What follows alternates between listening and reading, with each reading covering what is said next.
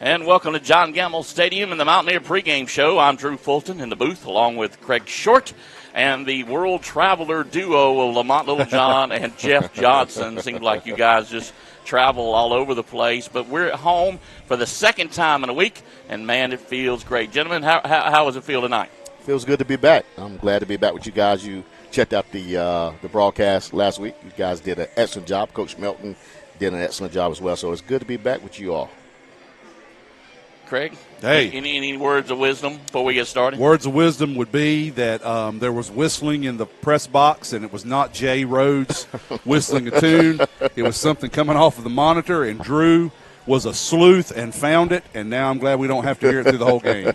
God bless you, Drew. And Jeff Johnson, you got your ears on. How's it out there tonight? Can you hear me? I can hear you. Sorry, I was walking up the stairs. It feels great. It can cool off a little bit. I'm looking forward to fall, cool weather. Well, guys, we'll check in with Jeff Johnson just a little bit. We'll see how the weather conditions is going to be during tonight's game and the crowd in the stands.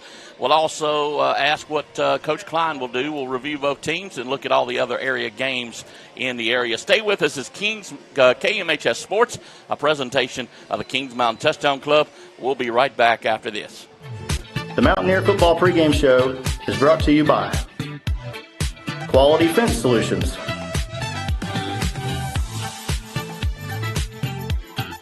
HSI Land Development, Max Baxter Roofing,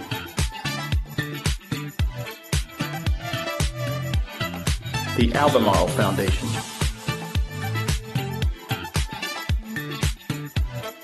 Bridges Hardware,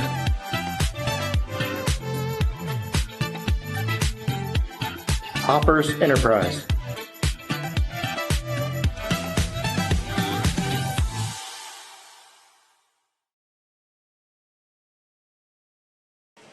back here live, getting the pregame show, the Mountaineer pregame show, getting ready for Forestview and Kings Mountain. Guys, thank you so much for joining us here on the Mountaineer pregame show. The pregame show, of course, this week is brought to you by Quality Fence Solutions, just down the road in Bessemer City.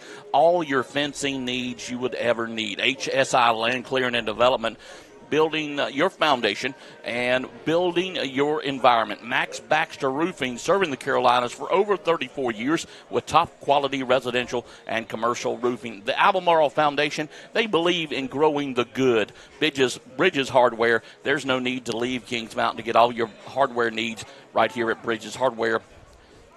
Go ahead and say it for me. Hoppers, your car dealer in town, and they know that life happens, and they're willing to give you a chance at Hoppers Enterprises, and thank you so very much for sponsoring the pregame show. Let's start talking about Forestview.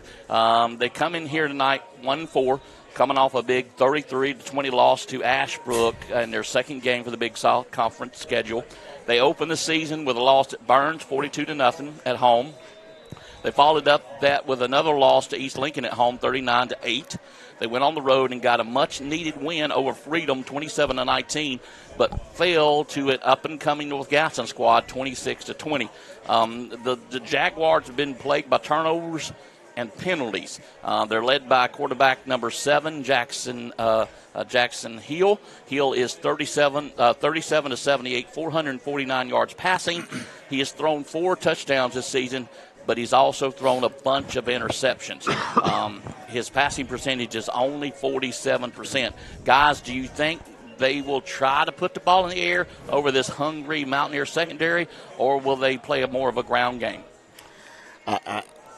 To be honest, I think they're just going to roll the dice and hope to get out of here with a hopefully not a lopsided score, which I think it would be. I think they're just going to, they got a good coaching staff, so I think they're just going to basically see what works. They know this is a new coaching staff at Kings Mountain, so, they're normally used to Coach Lords and Coach Wilson. But I think watching film, I think they're going to roll the dice and just give what our defense takes or gives them. Or takes what our defense gives them. I know Coach Medlin really well. I've said it every time we've played them. He is known for mixing it up on offense. So I agree completely with what Lamont said. And to to your point, Drew, I don't think it would be out of the realm of possibility for him to run the ball more tonight. That would be one of the keys that Coach Klein would say. But it's true. I think he's going to try to do clock management like North Gaston tried to do last week. And I'll tell you, Forestview impresses me again like they always do. I mean, looking at them from up here on the field, and the fans will see it when the game starts, they have a very athletic-looking team. I know for a fact that in the North Gaston game, excuse me, they had 3 touchdowns called back. So that they basically beat North Gaston badly, so to speak. So we know this is a good enough team. And given the right circumstances and given the right the right abilities and a few breaks, they can be a problem for us. The main running back for the Jaguars, number 9, Christian Holland, we'll probably see a lot of him tonight. 101 carries, 558 yards. He's had 3 games where he's over 100 yards plus during the game and crossed the goal line 3 times. Forestview's, always been a little trouble for the Mountaineers in the past, but here of late, we're 13 of 8 against the Jaguars overall, but in the last 10 years, we are 9-1 in the last 10 meetings. The last time we lost to Forestview was 2016. That was kind of a lopsided win, 28-0. You may remember that season. That was a season we got upset in the second round at home by Ledford, 45-28. Oh, I remember them, and I remember how good that team was. That quarterback they had was the real deal. I can also tell you that I was wrong in our preseason kickoff show. I was thinking of that victory there based on another one. There was a time Forestview beat us out here on the field when we were better than them. They came in, though, and beat us badly, and we turned around and played in the playoffs. It was the next week, Yeah, right? It was the next week. So, I mean, like I said, they have the ability. If we're not careful, they can get us. Well, guys, we'll talk about Kings Mountain, and we'll check in with all the other games going on in the area tonight. It's the Mountaineer Pregame Show brought to you by the Kings Mountain Touchstone Club. Stay with us. We'll have more right after this. The Mountaineer Football Pregame Show is brought to you by Quality Fence Solutions,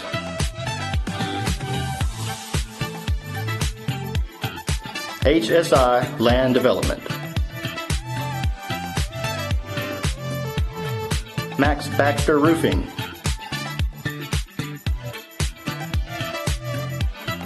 the Albemarle Foundation,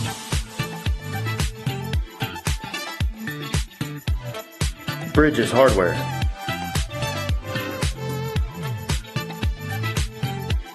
Hoppers Enterprise,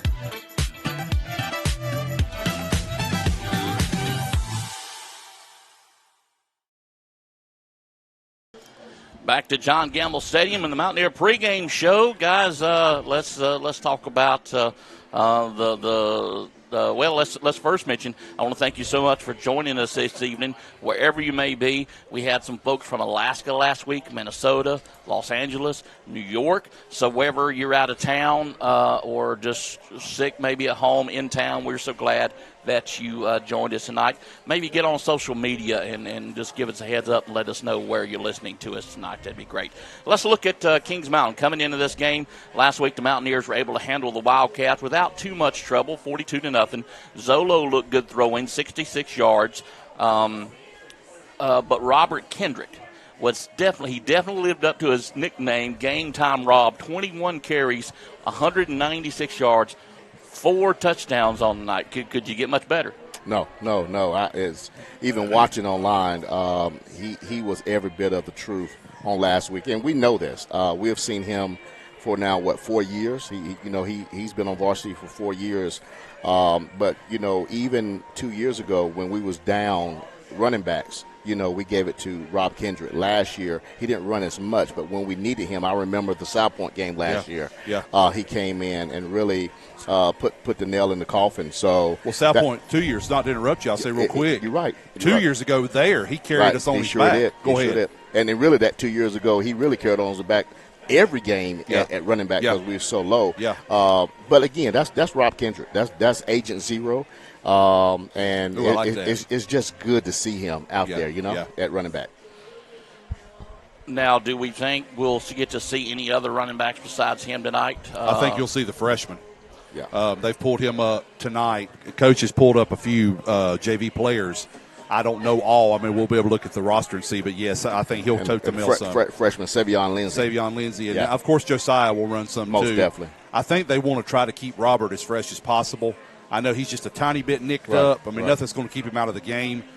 But we're definitely going to see him want to see him run next week against South Point. So, yeah. Now, is Josiah healthy? Is he good? Yes, okay, he's good. I mean, he was paying the coach for something. If you understand what I'm picking up, what I'm laying down. I got you. Yeah, I got you. Yeah. Enough said. I got you. Mm-hmm. Well, guys, any comments on the big win for Kings Mountain last night, junior varsity? Listen, anytime you can start the week off with a JV win, that's a huge win. It is.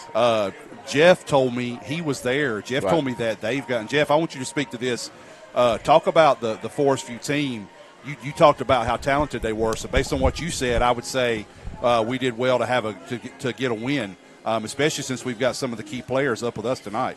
Well, just because a team doesn't score well or doesn't show up in the wins and losses, I thought Forestview had some players at some of the skill positions, running back, secondary, that played well. I mean, we were the better team. I thought as the game went on, Lindsay got stronger, and we defensively started taking a stand. But, I mean, Forestview had some players in the pipeline. Well, guys, let's take another break. We'll be back with more of the Mountaineer pregame show. Stay with us.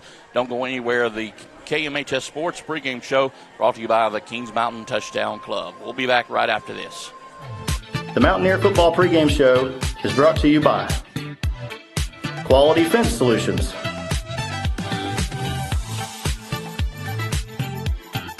HSI Land Development,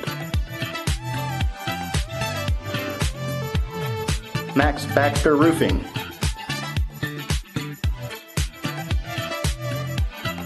the Albemarle Foundation,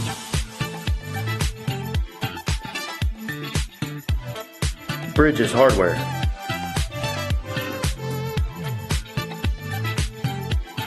Hoppers Enterprise,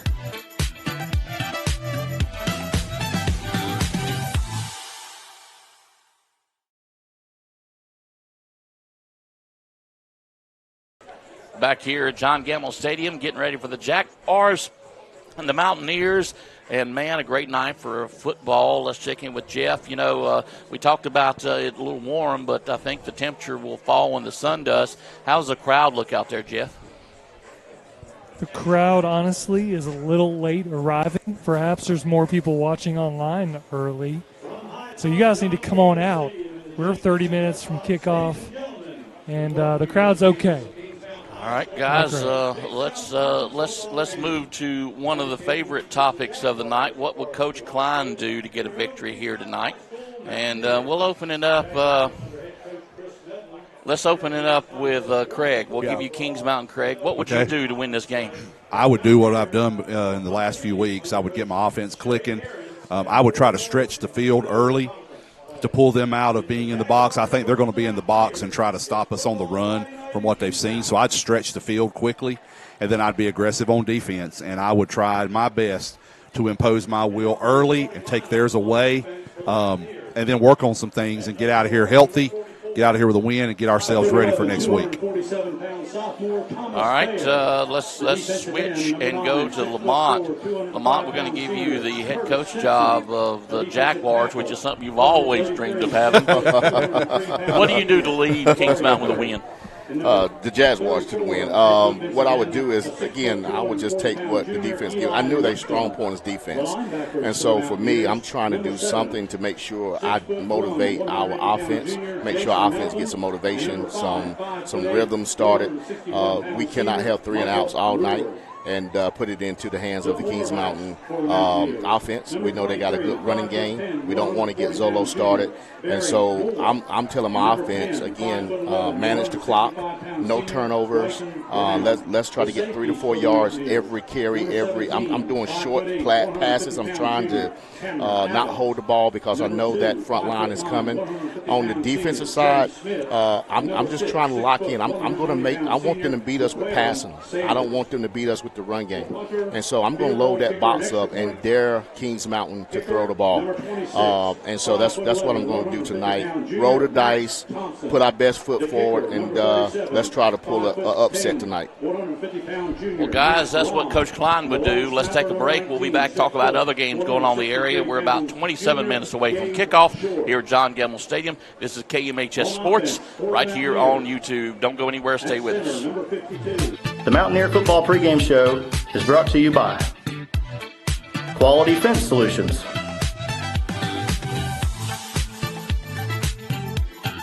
HSI Land Development, Max Baxter Roofing,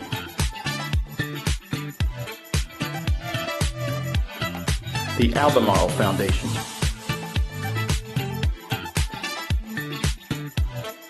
Bridges Hardware,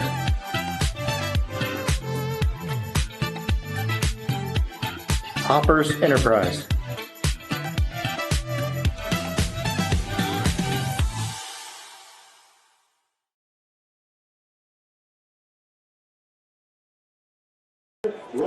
Back here, Mountaineer Football, KMHS Sports, and the Mountaineer Pregame Show. Thank you so very much for joining us. Let's just review a few things that happened last week. Man, you know, the first one on my list was one that we never saw coming.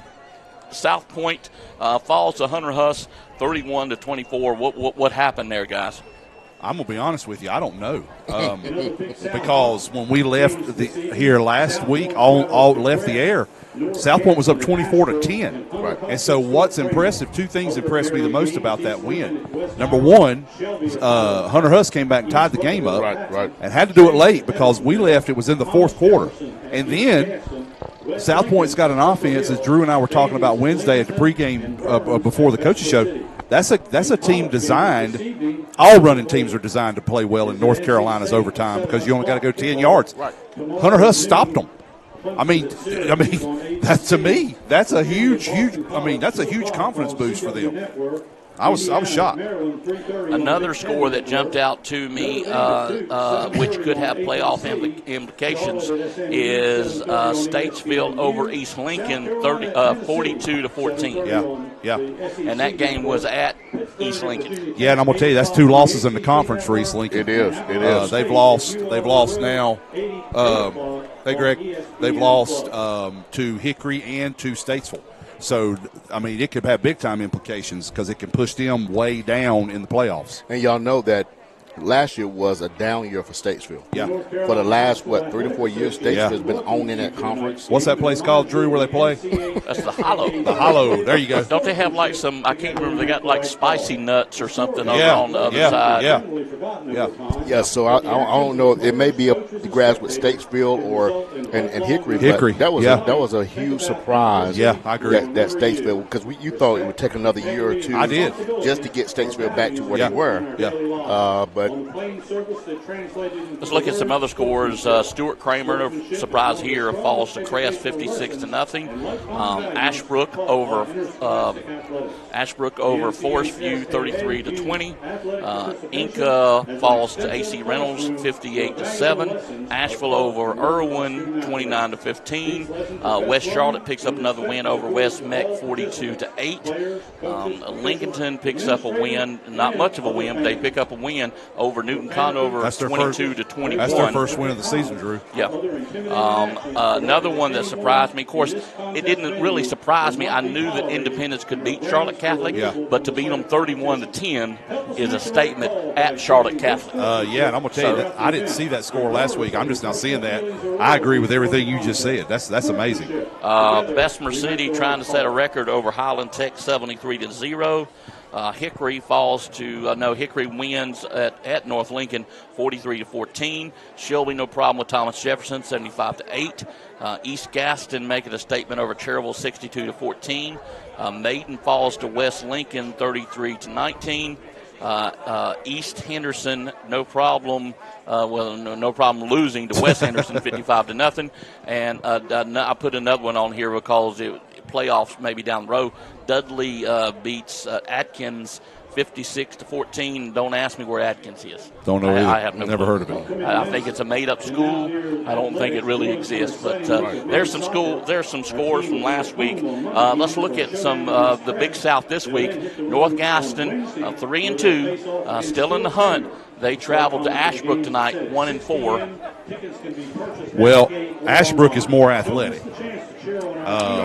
They have the edge there. They got a win last week over Forestview, so I'm gonna say if their athletes can run, then they will win the game. So I will go with I'm gonna go with Ashbrook. What do you think, Lamont? Yep, I do agree. Next one, South Point travels to Crest tonight. South Point 3-2. We just talked about them. Crest at 5-0, and of course we play at South Point, so this could have implications to next week for us. It could be. I think that Crest is going to be too much for for South Point, especially South Point's defense. South Point offense may hang in there a little bit, but again, you got to remember who the defensive coordinator at Crest is now. He's done an excellent job against that South Point offense when he was here, and I just don't think they're going to have enough. I'm looking for maybe a 3, possibly 4-score win for Crest, because Crest, again, the way they lost to South Point in the third round game in the playoffs. They have this game circled, and so they do. It could get ugly. Are they at South Point? They are at Crest. It could get ugly in Bowling Springs tonight. And I'll tell you, I think South Point will be able to score. Right. Just because it's hard to completely stop that offense. Right. But Darryl has proven time and time again, Coach Wilson, that he knows how to stop that offense. Right. And I'm like you. I don't think they have any kind of athletes capable of. They've got athletes, but not the kind capable of stopping Crest's offense. No. So I think Crest will win easily. Hunter Huss gets the opportunity tonight to go 500 in the season so far. Hunter Huss 2-3 at Stuart Kramer 0-5. Huss will be even tonight after this game. I agree. Shelby travels to, I won't even give me records, Shelby travels to Highland Tech tonight. Running clock with 8 minutes left to go in the first quarter. Yeah, they ought to start running the clock right now. Yeah, they ought to start counting the game down right now. It would be 42-0 going into maybe 2 minutes left to go in the first quarter. Oh, easily. Yeah. Easily, yeah.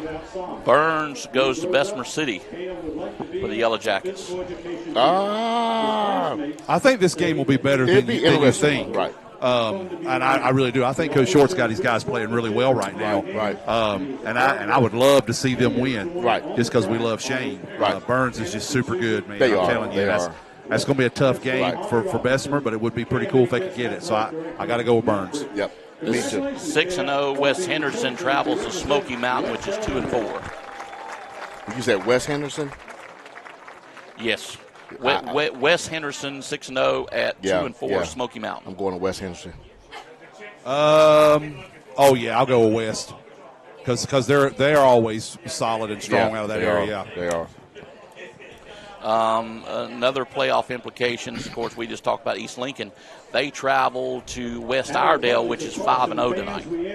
So could possibly West Lincoln go 3-3 after tonight? I don't think so, because I think West Iredale, I think they're pretty good, but I don't think they've played the caliber of teams that East has had. I think East will win that game. Right. I'm going out on a limb. I'm going to pull for them and say they're going to win. Right. Oh, and by the way, I got a real quick update from my wonderful brother-in-law, Butch Moorhead, Dr. Moorhead's dad. Yeah. He always listens to us and watches us. He said, and thank you for this, Butch, Atkins High School was in Winston-Salem. So Dudley beat Atkins last week. They're from Winston-Salem. Go ahead. So Dudley did. Okay, got Dudley beat them. Okay. All right, West Charlotte, which is on a roll, 5-0. They're at Hopewell tonight, 3-2. They're going to drag them. Yeah, I give them at least 3 touchdown wins. Yeah, I agree. A mountain score tonight, or a mountain game tonight. AC Reynolds 3-3 at Asheville 2-3. I think that's an interesting one. Yeah, it's going to be an interesting game. I do think And I think they're rivals. It's going to be a defensive game. I think so, too. I'm thinking a 6-3, 9-6, Rock 10-7 fight. game. Yeah. Rock fight. Yeah, I don't see 2 touchdowns. I see maybe 10-7, 9-6, maybe 9-3. I'm gonna go with Asheville. Because is that the home team? Yep. That's what I'm You going with the home team? Home team. All right, another mountain school tonight, a team we used to see quite often.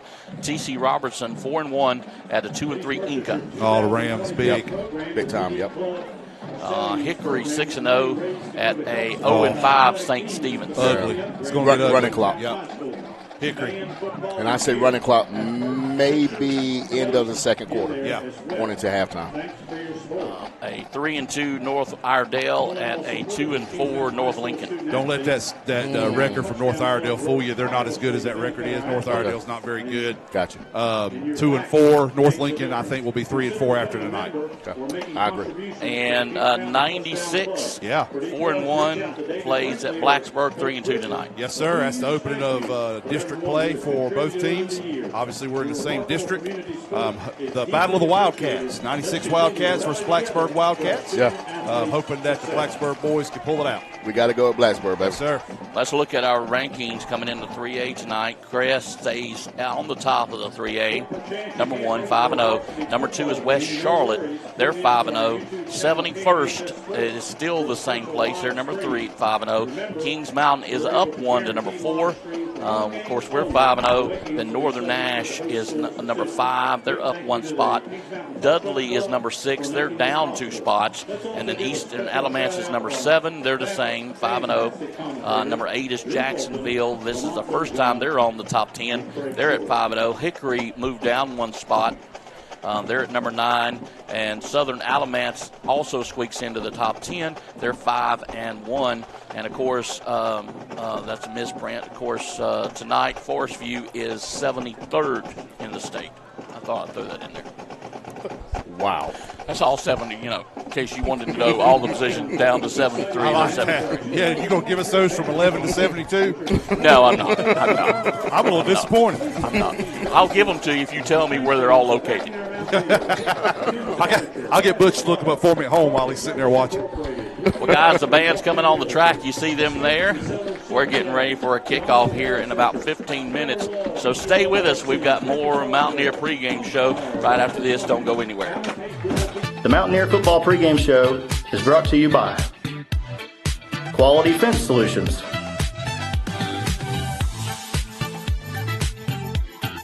HSI Land Development, Max Baxter Roofing,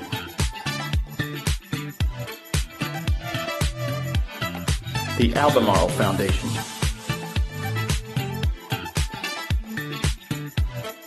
Bridges Hardware,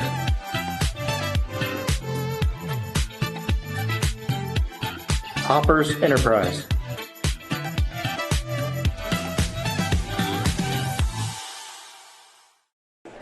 Back here live at John Gemmell Stadium as we're getting ready for the Forestview Jaguars. And, of course, your Kings Mountain Mountaineers. The Mountaineers ready to take the field for the pregame entertainment.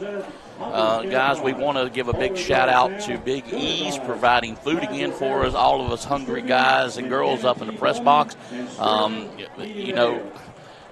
Big E, we can't tell you how much we appreciate having something to eat up here. Amen. So thank you so much. And I can't find my. Where's my thing at? I don't know where it went. Anyway, of course, he's available for weddings and special occasions and churches and all that kind of stuff. I'll get his phone number, and we'll pass that along to you. Big E's, not just barbecue. He can cook just about anything, and he's already proven that. We had chicken wings last week. This week we have chicken pot pie.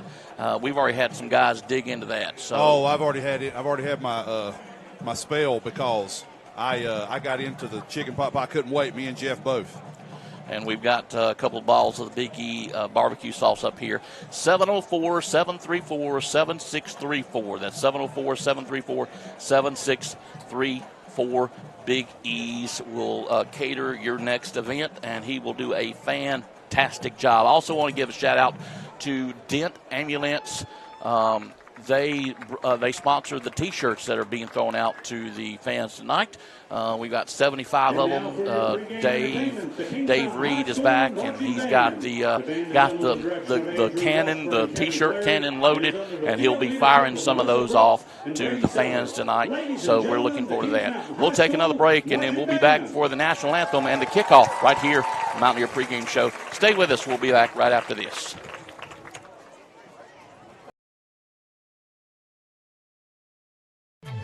The Mountaineer Football Pregame Show is brought to you by Quality Fence Solutions,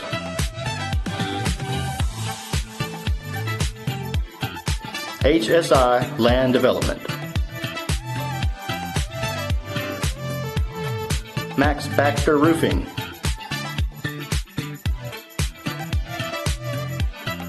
the Albemarle Foundation,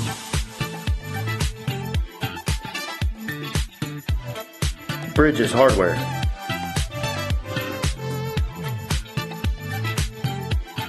Hoppers Enterprise,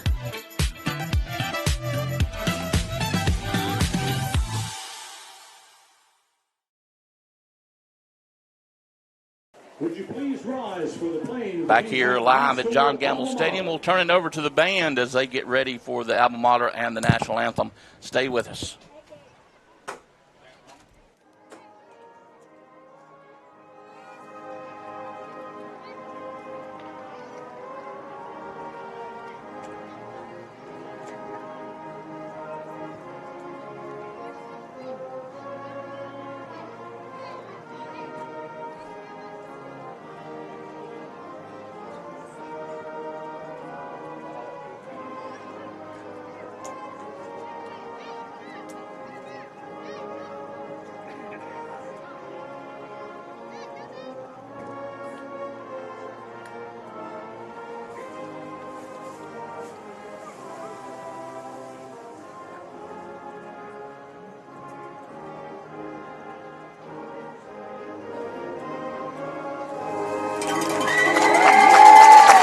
Let us pause for a moment of silence to reflect on all the blessings God has bestowed on each of us individually and to each of our communities.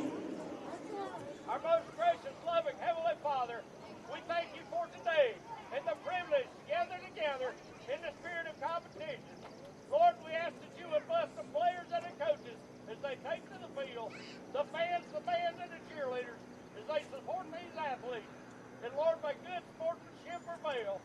For in Christ's name, and everybody said, amen.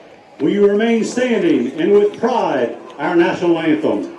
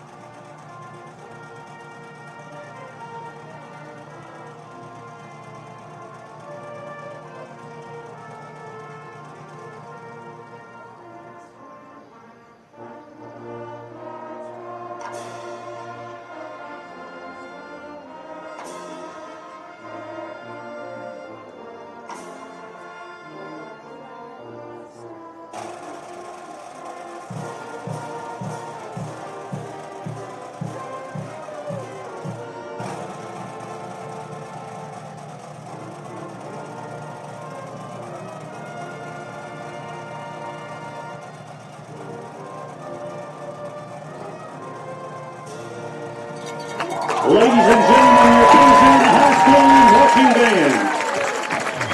The Mountaineer Football Pregame Show is brought to you by Quality Fence Solutions,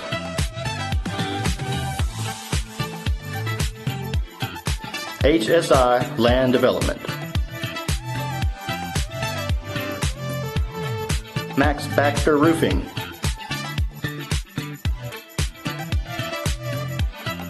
the Albemarle Foundation,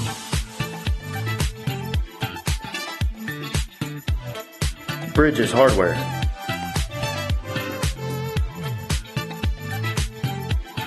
Hoppers Enterprise.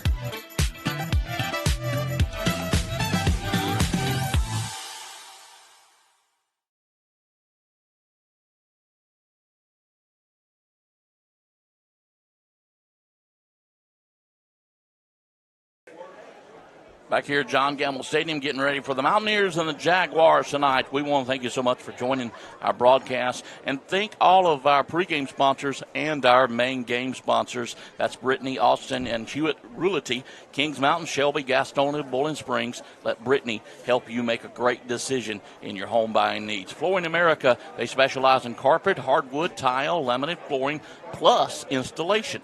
Flooring America, the venue at Turkey Ridge. I'm going to tell you guys, hands down, the best location for your event, bar none. Venue at Turkey Ridge.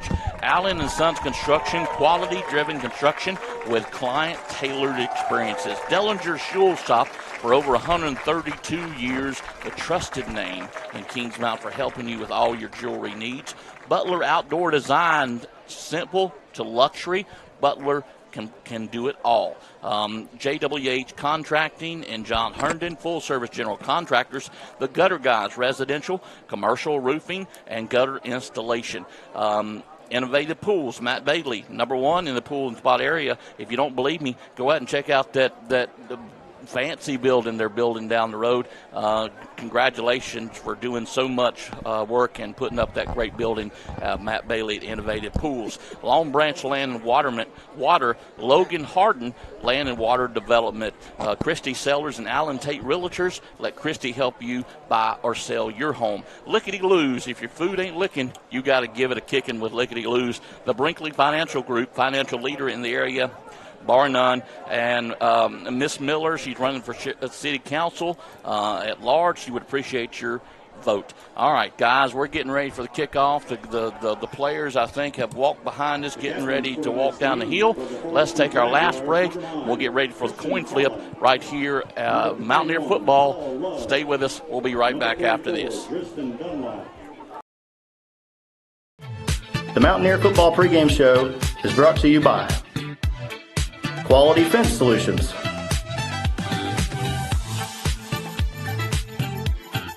HSI Land Development,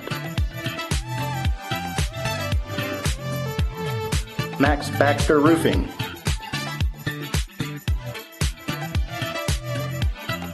the Albemarle Foundation,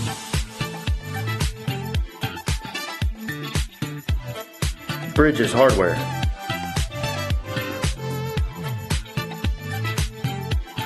Hoppers Enterprise,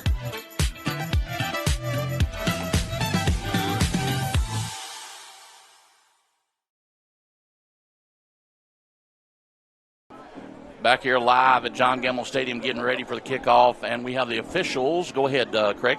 All right, for our game tonight versus Forestview from the Inter Piedmont Football Official Association, our referee is Jared Torrance, our umpire Richard Harris, our linesman Dwayne Cuthbertson, line judge Jackie Williams, back judge Michael Bruce, and our clock operator is Christopher McMullins. I'll also say really quickly our captains tonight are number 67, Matthew Reichert, number 38, Malik Littlejohn, number 28, Carter Simpson, and number 24, Thomas Feemster. Our fans can see them out there, and that's who are in those jerseys.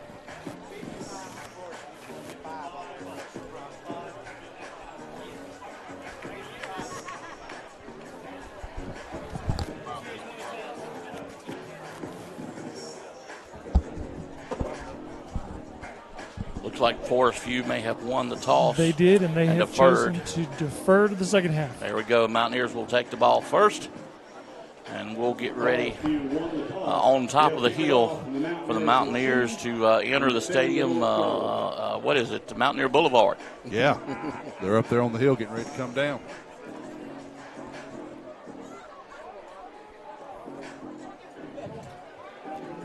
Guys, we got homecoming in 2 weeks here in Kings Mountain. Next week we'll be at South Point. I always hate going to Belmont. Not a very friendly place to play. And there come your Mountaineers.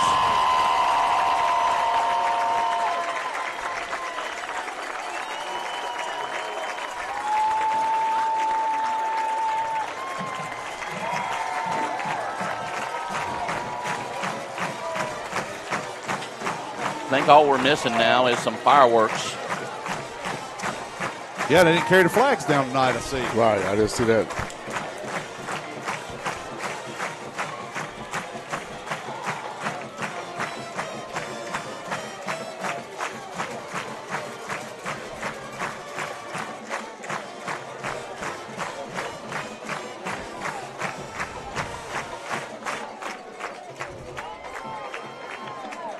Good shot of number 6, Sanders, right there. Be a big benefit for the Mountaineers tonight. We'll take one sponsor break. We'll be back for the kickoff here. Mountaineers and the Jaguars. Stay with us. We'll be back after this. The Mountaineer football broadcast is brought to you by Brittany Austin and Hewlett Realty, Flooring America,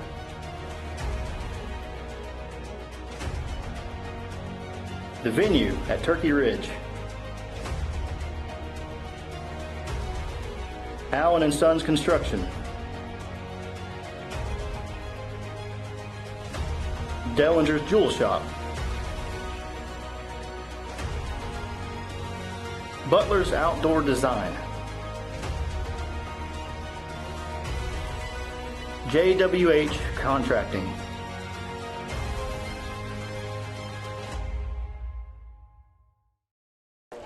Back here live at John Gebel Stadium, getting ready for the kickoff here. Mountaineers will get the ball first.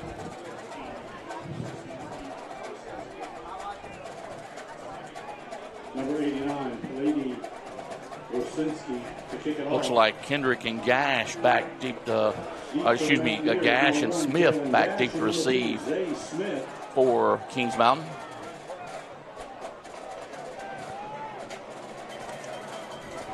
Warskarsky does the kickoff duties for the Jaguars. Say that 3 times fast. No, I don't want to.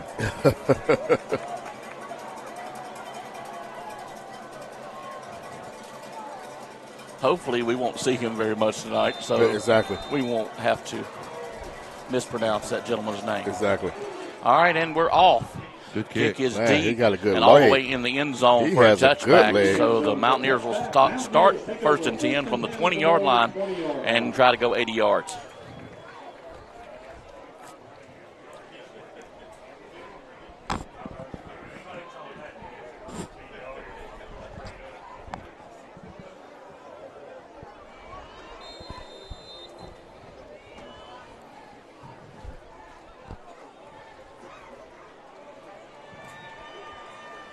So we'll see Zolo and the offense come out first here.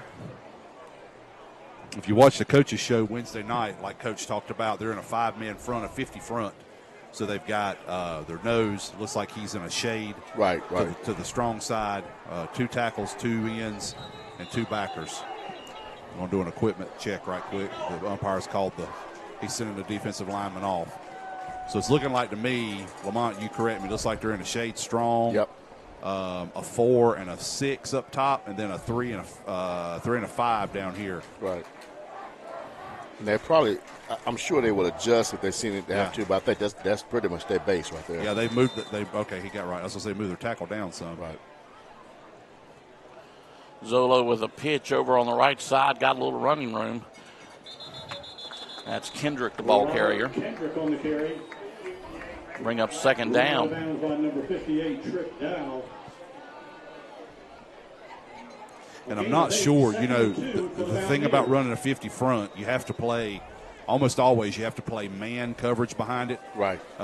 You can play a little zone, but you won't play a lot of zone. So it's going to be interesting to see. That should open some things up for us in the passing game should we need it.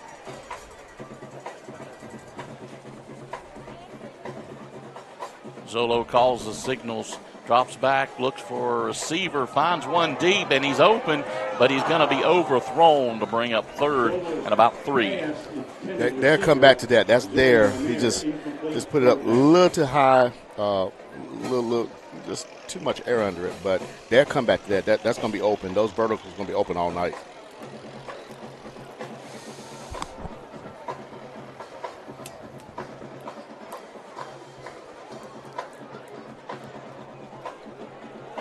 3rd and 2 for the Mountaineers. Kendrick's still in as your running back. Hands the ball off to Kendrick over on the right side. Big hole and big running room across the 40, 50, 40 again. He's going to stagger out of bounds with a big, big gain for the Mountaineers. Yeah, number 21 for the Jaguars, Paul Love, made a touchdown saving, I won't call it a tackle. He forced him out of bounds. I will say, you guys saw that too over there on that top side. Quay made a great block on the outside, on the top, on the left hash, Right. springing him once he got past the second level. Zolo gets the call from the sidelines.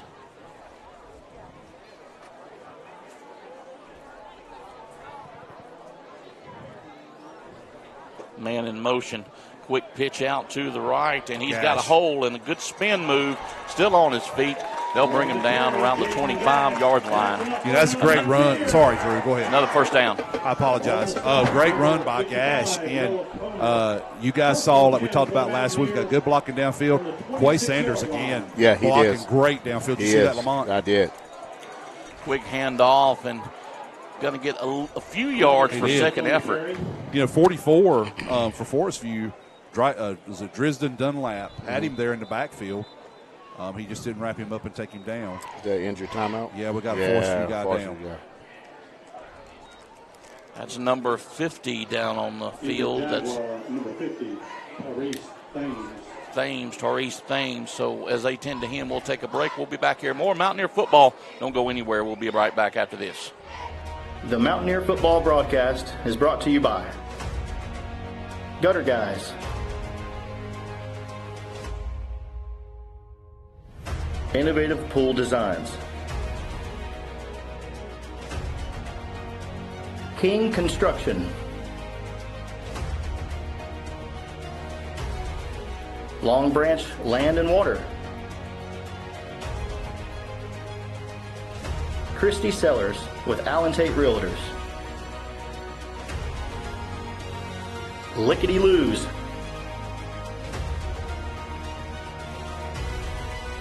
Brinkley Financial Group,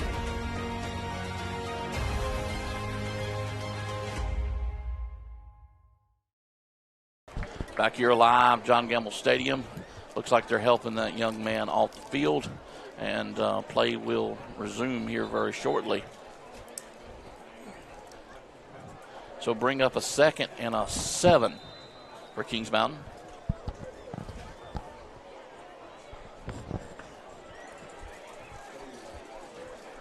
Second and 7 for the Mountaineers.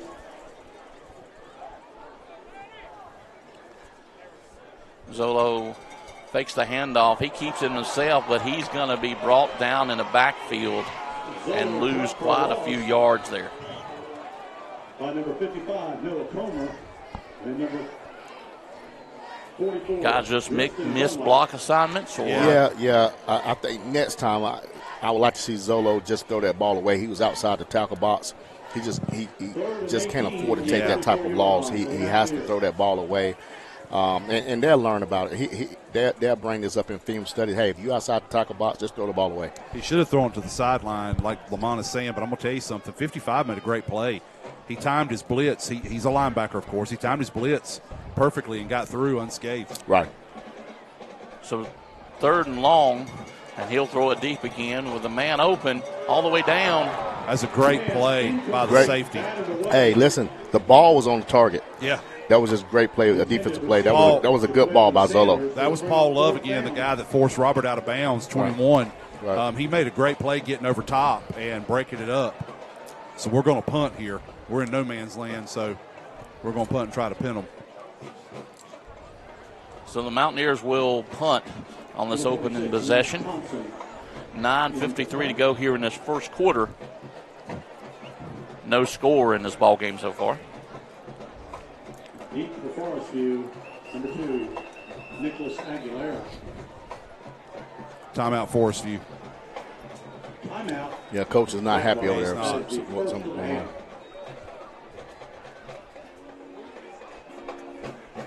So they'll take a timeout, and so will we. We'll be back here with more Mountaineer football right after this. Don't go anywhere.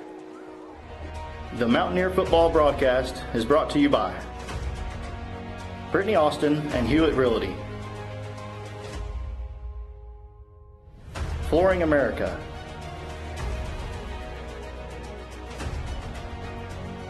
the venue at Turkey Ridge, Allen and Sons Construction, Dellinger's Jewel Shop, Butler's Outdoor Design, JWH Contracting.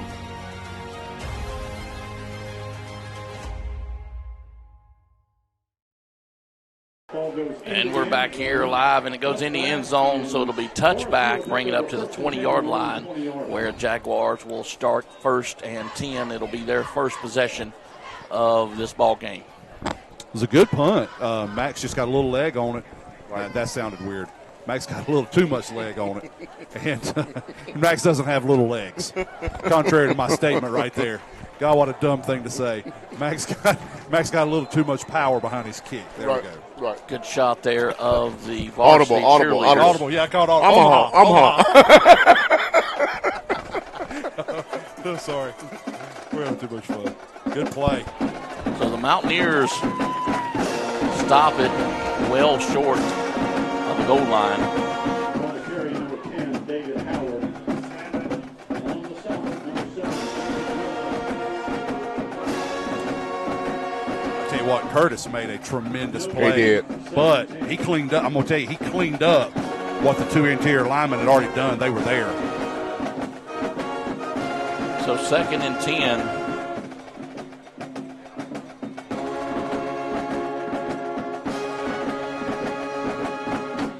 Hill calls the signals in the backfield. Hand the ball off straight up the middle, but the Mountaineers wrap them up at the goal line, at the scrimmage line. Actually, Drew, that's number 10, David Howard. I'm not sure if they was in a Wildcat or what, but I haven't seen Jackson Hill out there. He's the starting quarterback. Oh, no, I think that was a Wildcat. He was like split out. Okay, I see him out there now. Yeah, he's still split out wide. That's strange, isn't it? So Wildcat formation right now.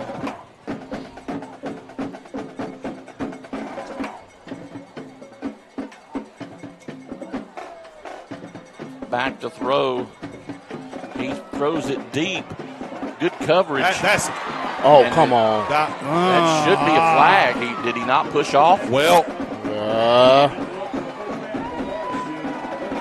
I'd have to go back and see from my vantage point, both of them. That may have been a 50-50. That was good coverage by Bryson. It's just like it seemed like he timed it at the right time, pushed Bryson away, and jumped up and made a heck of a catch. I mean, but that was great coverage by Bryson Brown. It was more like of a timed jump ball or something, and he caught it. Forestview same formation. Nowhere to go. Quarterback will keep it, and he'll get brought down at the 45-yard line. They'll lose maybe 4 yards on it. Bring up a 2nd down. Look like to me on pass plays, they're just saying go, and he's waiting till they get down the field. He's just slinging it. Yeah. But it is surprising that you have number 10 at quarterback, and it looks like it's not even a Wildcat. He's at quarterback, and you have number 7, who's the starting quarterback, Jackson Hill, split out the wide out. And maybe they saw something in practice this week they liked better. Right. Howard once again hands the ball off right up the middle, but no running room. He ran right into a wall that is Javier Curry. Yeah, you're not doing it. He's going to lose another yard, so it'll be 3rd and about 4. Or excuse me, 3rd and 14. Yeah, guys, if I remember correct, both number 7 and 10 were taking quarterback snaps in the warm-up. Okay. But maybe they're just trying to, come out with a totally different formation than we've seen so far. Right. And, you want to throw the team, the opposing team off, but this is something very new.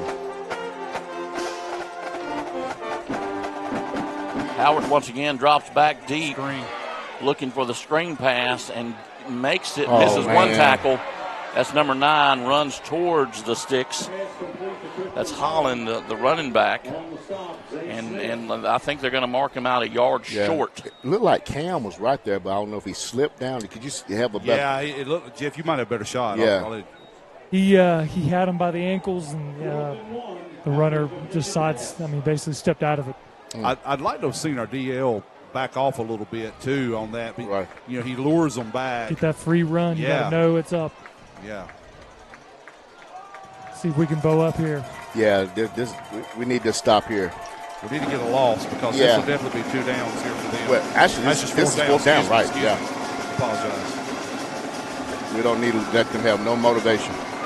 So he's going to go around the right side and just enough. The late pitch, you got it. To pick up the first down. So it'll be 1st and 10, Forestview.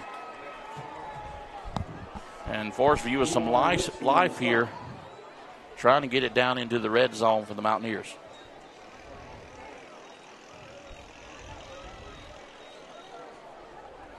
First and 10 from the 29-yard line of the Mountaineers.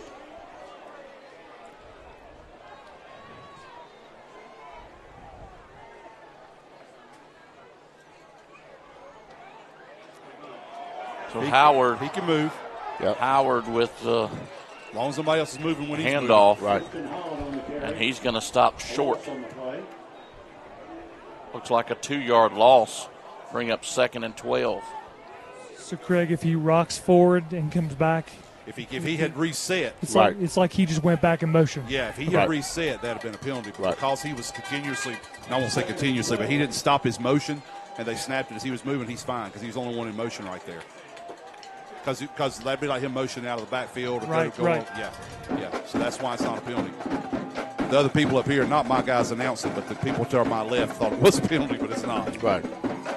Hand off over to the right side. That's number 23, the ball carrier. That's Tristan Holt, sophomore.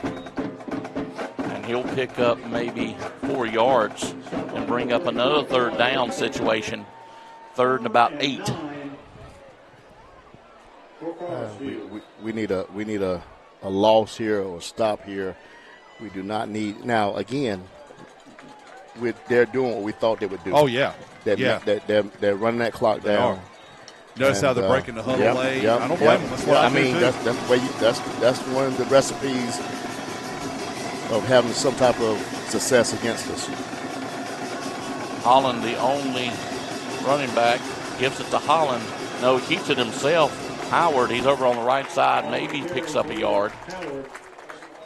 And so brings up a 4th down, guys. You expect him to go for it in this situation? I mean, he's rolling dice. He have nothing to lose. No, he doesn't. But I'm also tell you, based on how that guy kicked off, that's what I was the same say. Kicker, he may have this range, but I see him at the end of the sideline. Right. So he might just Coach Bedlin's going for it. He right. might just, you're right, Lamont. He might just be a kickoff. But he has a strong leg. Gosh, yes. I was impressed with him. I just want to shout out Eli there, the way he stayed home, went down the line, didn't go up the field, made an excellent stop. All right, come on, defense. We need to stop right here. So a big 4th down play, 3:40 to go here in this 4th quarter. And timeout.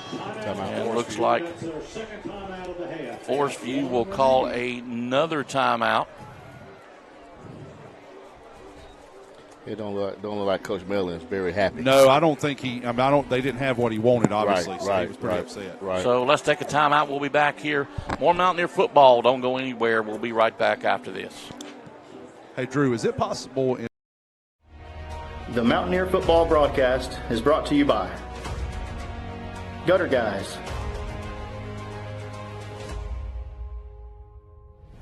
Innovative Pool Designs, King Construction, Long Branch Land and Water, Christie Sellers with Allen Tate Realtors,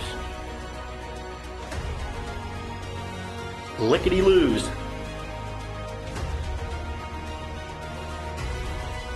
Brinkley Financial Group,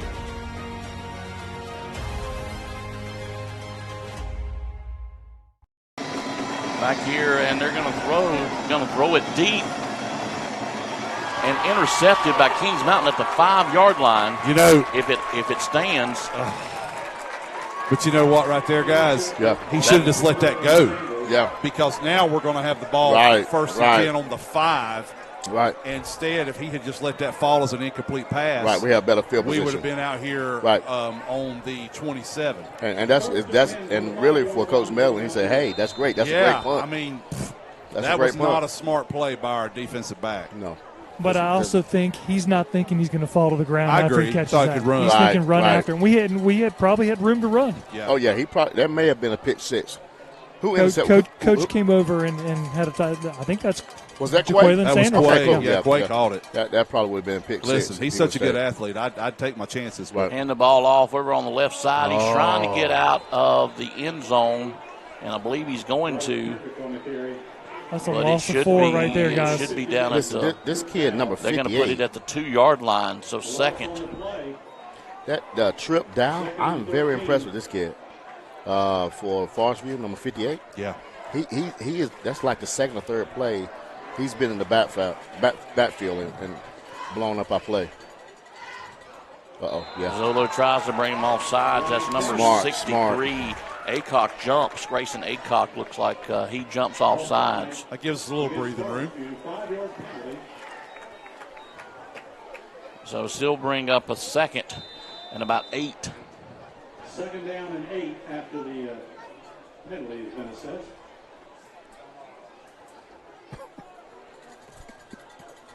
Unreal. They'll put up 80 points. Oh, yeah. They want to. Yep. Zolo with the ball. Quick pitch over on the left side. He's got some running room almost to the 20. And that's going to be close to a Mountaineer first down. Right. That was 2 flags through his head as well. So yeah, that was a good 2 good blocks on the outside, too. I believe that was Gash blocking up top, as well as a good lead block by our lineman. Right. Might be a penalty. On them? One of the Forestview players is motioning to our side. Maybe they called hold right there at the end. I was thinking might have got him on the tackle. Official's got his hat off.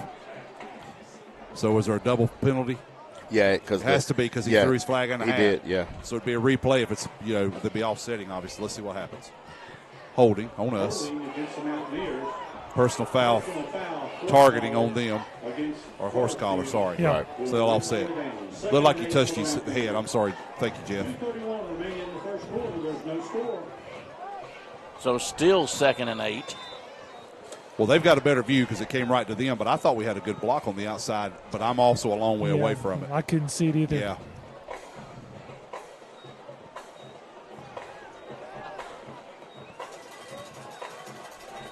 Zolo makes the call.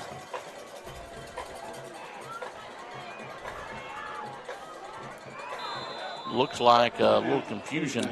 So Kings Mountain will call a quick timeout. And so will we. We'll be back here. More Mountaineer football. Don't go anywhere. We'll be right back right after this. The Mountaineer football broadcast is brought to you by Gutter Guys, Innovative Pool Designs, King Construction, Long Branch Land and Water, Christie Sellers with Allen Tate Realtors, Lickety Loos,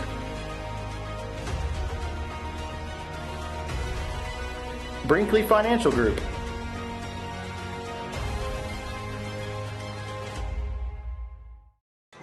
Back here at John Gamble Stadium, 2 minutes and 7 seconds left in this first quarter.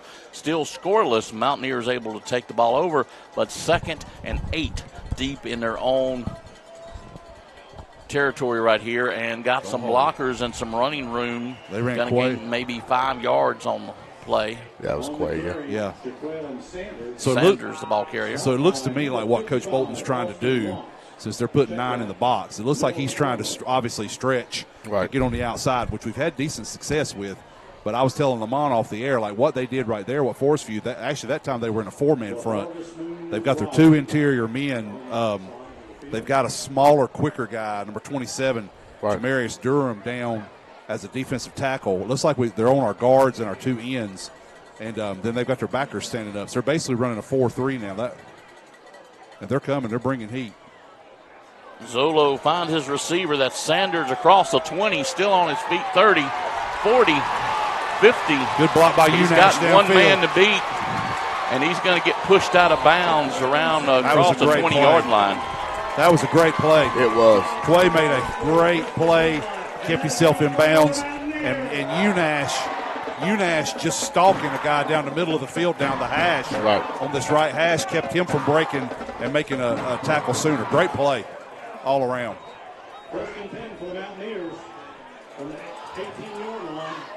Zolo with a quick handoff to the left side. He's got some running room if he can make the corner, and he does. It was in there. Almost down to the 5. It was in. He's going to see that on the film, Drew. It was inside on the hash. If he puts his left foot in the ground and gets back inside, I mean, he's still got decent yards. Right.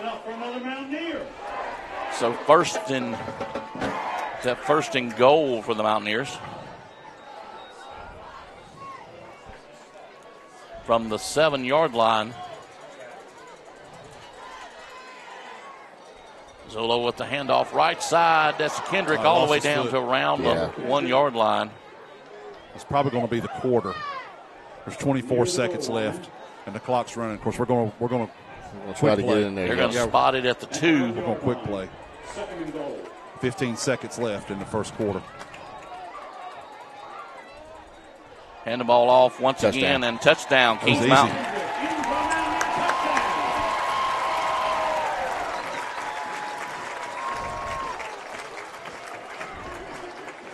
So Kendrick in for 6.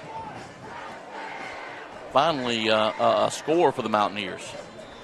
Max Thompson in to attempt the point after touchdown. Thompson in for the extra point. The ball is up, and it is through. So the Mountaineers will lead it 7-0. We'll take a break. We'll be back here for the kickoff.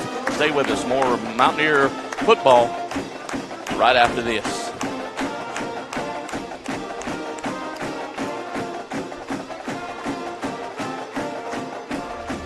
The Mountaineers football broadcast is brought to you I was just giving a second for the band. Yeah, Brittany Austin and Hewitt Realty.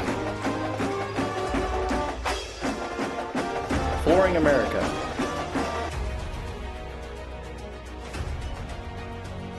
The venue at Turkey Ridge. Allen and Sons Construction. Dellinger's Jewel Shop. Butler's Outdoor Design. JWH Contracting.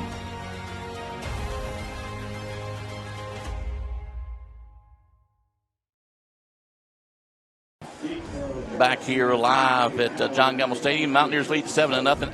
8.1 seconds on the clock here as the Mountaineers get ready to kick off. We'll do a scoreboard update at the change of the quarter. Jeff, tell us what you were saying about the play. The play that broke open that drive really led to the score. It was the bunch formation. They had, you were saying, 9-10 in the box. Right. And we got speed and outflanked them on the side. Oh, yeah. And once he broke the tackle or two, it was clear seeing. It was a great design. And I figured they was going to say, okay, we're not going to let you run the ball on us tonight. You have to beat us passing. And so that's what we have to do.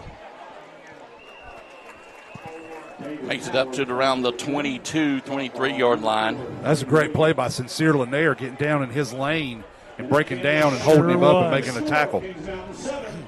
So, Drew, we'll do a Coldwell Banker Farm Bureau 133 West just-in-time plumbing scoreboard update. These are all basically in the first quarter. South Point 13, Crest 7. Whoa. How about that? Say what? That's South Point 13, Crest 7. Wow. 96-6, Blacksburg Wildcats 6. Blacksburg had a lead, 96 just scored. Come on, Wildcats. Shelby is in a nail-biter with Highland Tech. The Rams are holding tight. It is 56-0. Wow. In the second quarter. That's probably going to be an overtime game. Yeah, already. North Lincoln is up 15-0. They're going to rally anytime now. North Irondale. Lord Jesus. Maiden is up 10-0 over West Caldwell. Lincolnton is down 21-7 to Bandy's. Oh, wow. Ashbrook and North Gaston are tied at 7. Chase is up 14-6 over Hendersonville.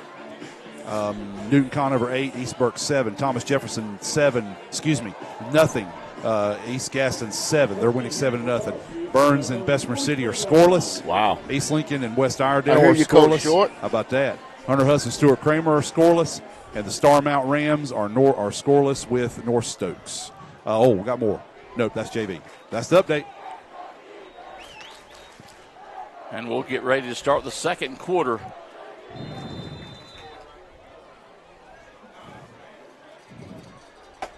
First and 10 for the Jaguars from the 22-yard line.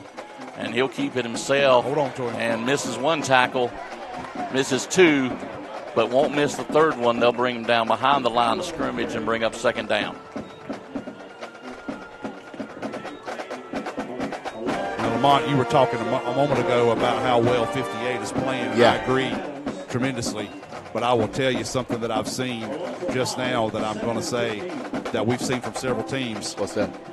Their linemen are playing both ways. Yeah. And so and fatigue could probably be a factor like it was with some other teams. Most definitely.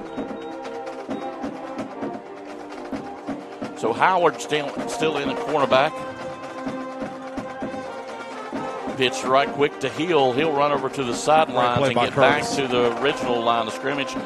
Curtis Simpson on the stop. Hey, listen, I'll tell you, Curtis was actually beat. I mean, he played it correctly because he had to play. He forced the quarterback to pitch, which is what he's supposed to do. And then he still ran down the pitch man from behind. Right. So I about said he was beat. He really wasn't beat. I correct myself. He made a great play. Right. It was a good thing because he had some open field in front of him. Yes, he did. No one was coming up on the pitch with him. So 3rd and 10 for Forestview.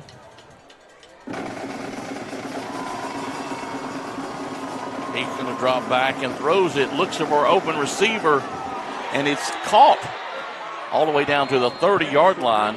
He lost the ball. Wow. Who was there on coverage? Number 4, Sincere. He lost the ball. Yeah, he did. He was looking back into his left. Right. Quay was back there, too. Yeah. Oh, yeah. Well, he was over the top, but I think that Lanier was playing him. So, yeah, he lost it. Aguilar made a good play getting down there and getting open and behind him. Right. He's quick. Just me, but there was definitely some jerseys being held against our rushers on that play. So I take it that Kamari House, he's still out. Yes, he's number 8. He's not dressed tonight. Right.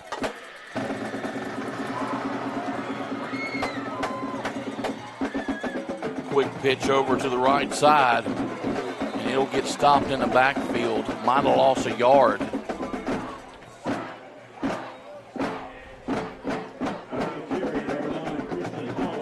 Howard on the carry, Christian Holland, number 9.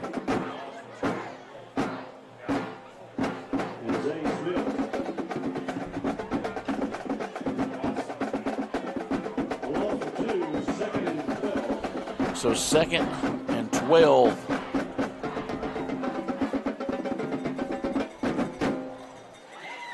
Howard with the ball. He hands it off, number 9. That's Christian one more time, and he'll get stopped.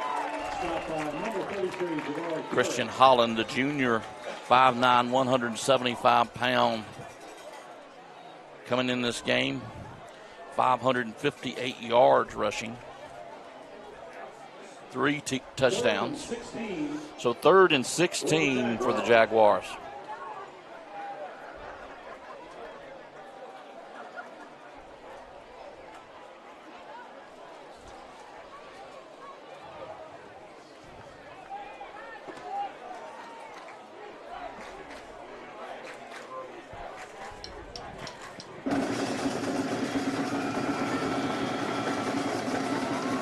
Howard with the give right up the middle, but he'll get stopped very quickly by interior lineman number 44 on the stop, Thomas Fair. Big time. He came through so clean and just wrapped it up. It was a great play. So 4th down, and it appears they'll run the punt team on for the Jaguars. Number 63, Grayson Aycock, the junior, will do the punting duties for Forestview. I was watching him warm up in the pregame, Drew. He's got a decent leg on him, so we'll see. The punter? Yes, yeah. We'll see what he does. I know that kicker got a good leg. Yes. With all these good, powerful legs, you're surprised they don't have a quick whistles. Field goal We kicker. had too many people on the field. Coach is not happy. So Kings Mountain will take a timeout. So we will be back here. More Mountaineer football. Don't go anywhere. We'll be back right after this. The Mountaineer football broadcast is brought to you by Gutter Guys, Innovative Pool Designs, King Construction, Long Branch Land and Water, Christie Sellers with Allen Tate Realtors, Lickety Loos,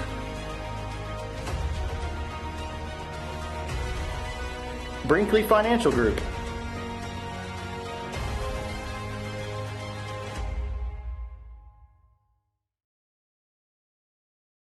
Playback. Gotcha. Back here, 4th down, and the punt goes deep for Forestview. Oh, wow. Now they'll let it roll all the way down. Is that the 1 yard line, guys? 1.5, 2. Can you see that, Jeff? What we Looks at? like the 2 yard line. So the second time in I'll a make row. my way over there. Yeah, okay. They're going Second time in a row. Well, it looks like more like the 3. Yeah. Mountaineers will have to go. Yeah. And if my Kings Mountain Like it's like the 2.5. Kings Mountain map is right, that it's would be inside 97 1.5 yards. yard line. There you go. 1.5 yard line. Drew, your retired math teacher would be so proud of you right now. She would. I don't think I went to class at the time. So she probably wouldn't know who it was. She might still be looking for you if you didn't go to class. Probably so. I was in carpentry. She should have known that's where I was. The ball is just shy of the 2 yard line. Right. So Zolo will call us signals in the end zone. Got delay. And quick whistles. How can we have a delay? That's what I'm going to say. They didn't reset the down clock. There's Right. no way they reset the down. There's no way. There's no way. Come on, mate. There's that there. Oh, The ball is just inside the 1. thank you, Jeff. Thanks for the update. That's not. Oh. So still 1st down. Hand the ball off to Kendrick. He'll make it up close to the 5 and bring up a 2nd down. Just not sure about that. It's like 7:22 here in the I second wasn't quarter. paying attention to when they rolled it. well, they roll it, when they set it. But to me, they were him-hawing around when they were going to set it. It's almost like they set it when they put it, then they moved it back. They Right. should have reset the Right. time. He should have gave the push-up of the air to reset the time clock, or down clock, but he didn't do it. Right. Zolo once again with the handoff. He's got a hold. He's going to make through, and he broke gone. through. I don't think anybody can stop him. No, 50, 40, 30, 20, Oh, 10. my word. Touchdown. That's Agent Zero. That's Agent Zero. Yes, sir. And I'm going to tell you something. He just turned on another level right there, but I'm going to tell you where it set it up. There was a hole Yeah. on this left side of the offensive line, our right, looking at it, that this big old fat man up here could have gotten through. Now, I wouldn't have run 90. What was it, Drew? 97. 97. Right. And how many? You said 97 and a half? No, 98 because 98 and we a got half. the penalty. Penalty. So I wouldn't have run that far. I'd have made it about 98 and a half inches.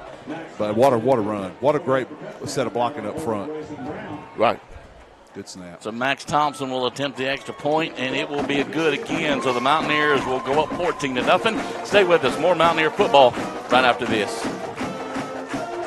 Listen. The Mountaineer football broadcast is brought to you by Brittany Austin and Hewitt Realty,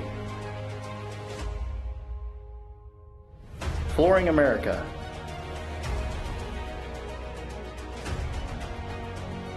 The venue at Turkey Ridge. Allen & Sons Construction. Dellinger's Jewel Shop. Butler's Outdoor Design.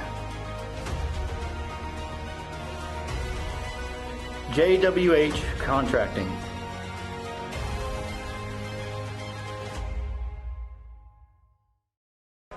Back here live, John Gamble Stadium. Mountaineers lead 14-0 over the Jaguars. 6:47 to go here in this first half. A reminder to stay with us at halftime. Got a great halftime show. We'll talk about the Kings Mountain Touchdown Club.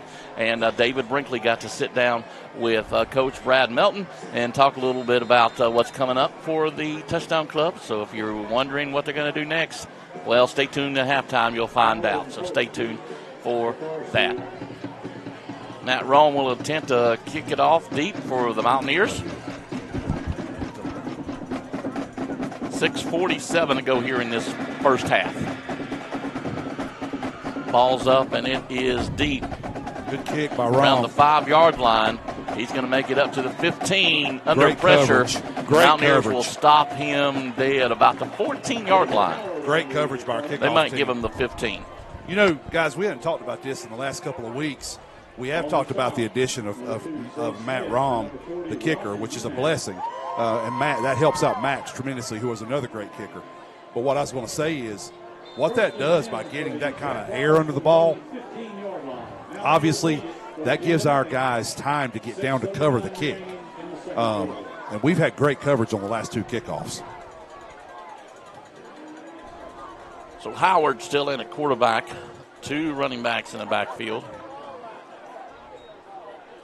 He fakes the handoff, and right over the middle, he's got a man open, but in and out of his hands. That's number 44. Good play by Dunlap. Good play by Gash. Yeah, without the hit, he would have caught that ball. Yeah, he Great would've. hit. And I'm going to tell you, it almost, and I'm definitely not Mr. Gash, and I'm not down there with him. It almost looked like he was making a decision, should I try for the pick or go for the tackle? And I'm glad he went for the tackle, because had he caught it and missed, he'd have been gone. Good job. So 2nd and 10 from the 15. Howard and Huell in the backfield for Forestview.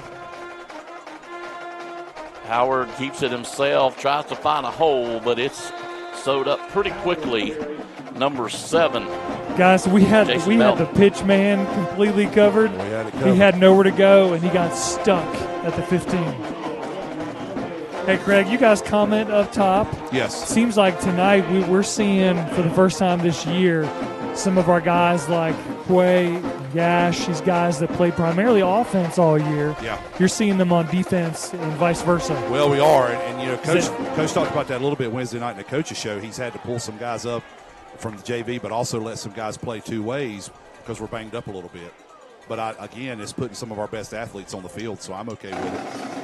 Howard trying to set up the screen and does, but falls short. That's number 44 again, Dunlap, but just kind of off balance catch and no gain. So fourth and about 11 as the punt team runs on for the Jaguars. 5:22 and counting here in this second quarter. And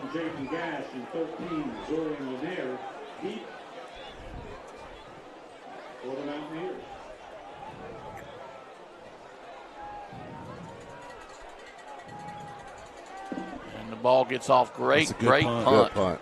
Good hang time, and it will be returned to the 40. Block in the back. 35-30. Still trying to get away. We got away with a block in the back. So Gash on the return up to the 30-yard line. So the Mountaineer offense will come on the board, come on the field with Zolo, and have great field position to start this possession off. Javier got a guy pretty good. From the Forestview 31-yard line. Like Josiah Hill's in there now, running back, 32.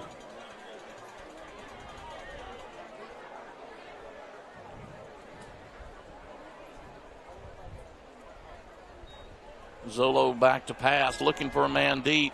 Takes number 2 receiver and throws it right into an interception right there in the goal line. That's a block in the back over there.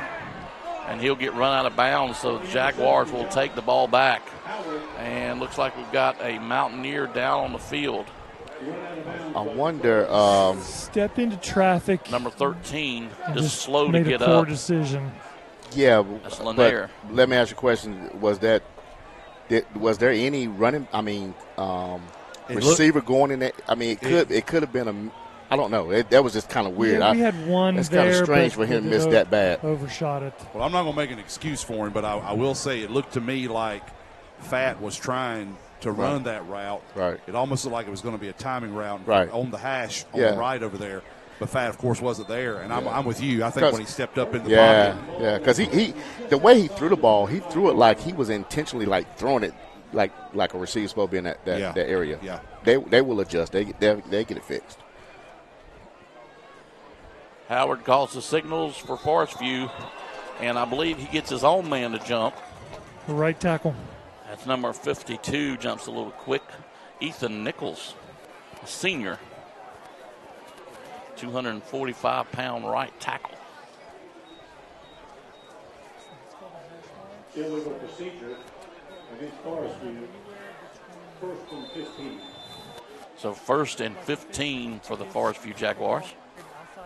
4:43 to go here in this first half. They won't unless the ball gets in the middle. Hands the ball off right up the middle. Small running room, but he'll get stopped by the Mountaineers. Mountaineers proven that they're going to make it tough for you to run right up the middle. On the carry, number 9, Christian Holland. Hey, Jeff, mute your microphone. I did. On the stop, number 44. So 2nd and 11. Loss of a yard, 2nd and 11 for Forestview. Apologies, guys. No worries. Oh, no worries.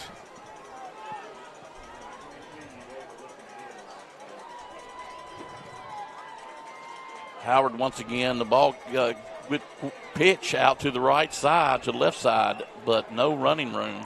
Mountaineers have done a great job of holding that pitch man. I agree, Drew. We played really well. We stuffed that inside. He had an inside look, obviously, for part of it, and then we were out there on the pitch. And I'll tell you, it's not the triple option that we're going to see next week, Lamont, but it's already given us some good looks for what we're going to see. Exactly. So 3rd and 9 with Forestview, and if history's proven anything, we're looking at a pass right here, guys. Yes, and they've had some success. Their success has really come on those big pass plays. Howard rolls out, finds a receiver, but just overthrown just by an inch or two, and incomplete, bring up 4th. Had it on his hands as he laid out and just could not bring it in. That kid playing quarterback actually gives them some he does. some life. He's scrappy. He does. He's making good decisions, too. While we got a little bit of break, I'll do a Coldwell Banker 133 West just-in-time plumbing Farm Bureau scoreboard update. These scores are second quarter. South Point 28, Crest 14. Wow. I was told that South Point scored, went and did an onside kick, and got it and scored again. Wow. Thank you for telling me that, Michael Crocker. Blacksburg Wildcats up 14-6 over 96. Go Wildcats. Shelby in a nail biter. The score is now 64-0 in the second quarter. Overtime game. Yeah, They might be on there all night. Here we go overtime. Yeah, that was a good one. Be a few overtimes. A few overtimes. North Lincoln 25, North Iredale 0. I told you, boys. Maiden 17, West Caldwell nothing. Lincoln and Bandies are now tied at 21. Go Wolves. Chases up 21-6 over Hendersonville. East Burke 13, Newton Conover 8. Thomas Jefferson 0, East Gaston 7. Ashbrook is now up 21-7 over North Gaston. I told you on that one too. Still reported no score for Burns and Bessemer City. I'm sure that's not true. If some of you fans can find a Burns Bessemer score, shoot it to me, please. Starmount and North Stokes also 0-0. Good handoff across the 40, 30. He's going to walk in the end zone. Nobody can stop him. And touchdown, Kings Mountain. Josiah Hill. Yes, sir. It's got no score for Starmount North Stokes. If you can find that one, send it to me also. East Lincoln is down 7-2 to West Iredale. Hunter Husson, Stuart Kramer, no score. And that's the scoreboard update after the big run by Josiah Hill. I'll tell you, want to know how close that was? Tell me. The guys were about to catch him, and his left foot hit the pylon right before he got pushed out of bounds. Wow. What a great play. 3 minutes and 1 second to go, and the ball is up, and it's kicked in. It is good. The Mountaineers will put another one on the board. 21-0. The Mountaineers lead the Jaguars. We'll be back with more Mountaineer football right after this, so don't go anywhere. The Mountaineer football broadcast is brought to you by Gutter Guys, Innovative Pool Designs, King Construction, Long Branch Land and Water, Christie Sellers with Allen Tate Realtors, Lickety Loos,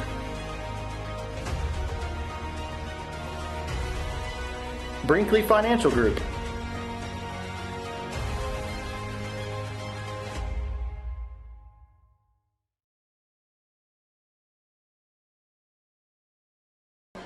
Back here, Mountaineers lead at 21-0. 3:01 to go here in the second quarter. Seems like the second quarter's kind of gone by pretty well. The whole first half's gone by pretty good. We've seen a lot of running by both teams. Right. Guys, got to update. Burns is up oh gosh, I just lost it after I was about to say it. Burns is up 22-7 over Bessemer City. Thank you, Butch, for that update. I appreciate that very much, brother. Flag down. Offside against Kings Mountain. Kings Mountain will get a jump start. And they'll re-kick it. Jerome Cash sent me 1-2. Thank you, Jerome. 22-6. Got that update. Thank you, brother. So to mark, Kings Mountain back 5 yards, and we'll do it again. And Todd Jaycox. Thank you, Todd. Looking for a Starmount score if you guys can find one for me.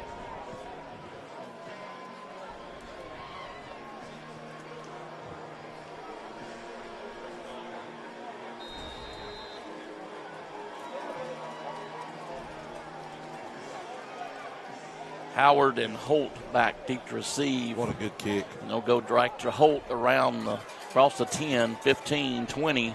He'll run into some traffic around the 30-yard line. He won't get past the 30. I tell you what, man, Sincere Lanier is covering kicks very well tonight. He is. I'm impressed with how he's getting down there. So 1st and 10, Forestview. They've got 2 minutes and 53 seconds to work here in this first half. Got a second quarter update for Starmount from my man Todd Jaycox and both Michael Crocker, Starmount, and Tommy Payne. Oh, Tommy Payne. Thank you, Tommy Payne. South Point's up now 35-14. Thank you, Tommy. Wonder if Tommy already has the fire pit. Tommy's already sitting over everybody's pool. We know Tommy. Oh. Crest can't stop the option, he says. Crest scores Jeff's up 30. Howard with a give over to the left side. That's Hill, the running back. He'll make it to the 30-yard line, but no further. Bring up a second and about 8. Michael and Todd both told me that Starmount's up 42-3 in the second quarter.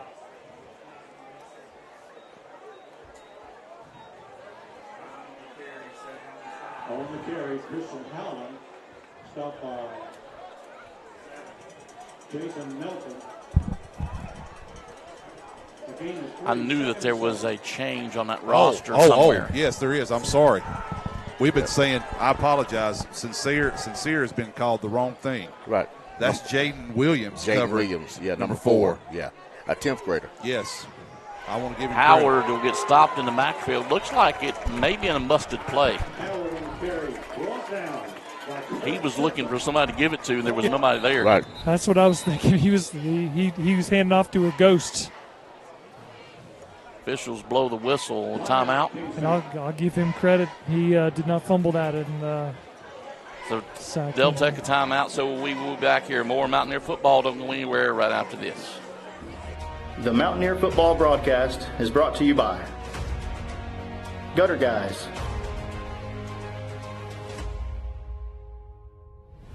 Innovative pool designs. King Construction. Long Branch Land and Water. Christie Sellers with Allen Tate Realtors. Lickety Loos.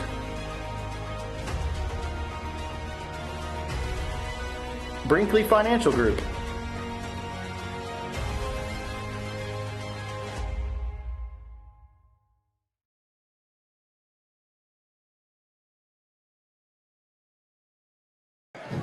Back here, John Gamble Stadium, 1:54 to go here in this first half. Make sure you stay tuned. Halftime, great halftime show with David Brinkley and the Touchdown Club. Right up the middle, still on his feet, that's Hill, the ball carrier. Hill managed to get maybe 2 or 3 yards, but still not back to the original line of scrimmage and bring up a third down. Or a fourth down. Again, I'd like to say before we go to halftime, thank you, Jerome Cash, Michael Crocker, Tommy Payne, and Todd Jaycox for helping me with some scores, along with Travis Johnson. And my man, Lenny. Lenny, you're probably home watching. We love you, brother. Good to hear from you, too. Actually, I saw him. He's in the stands. Is he in the stands? That a baby, Lenny. He's finding scores for me sitting in the stands. At least he started out the game in the stands. 1:05 to go here in this first half, and we get another timeout. Is that what it is? And we've got another timeout, this time from Forestview, so they'll use their last timeout, and we'll take another timeout. We'll be back, more Mountaineer football right after this. The Mountaineer football broadcast is brought to you by Gutter Guys,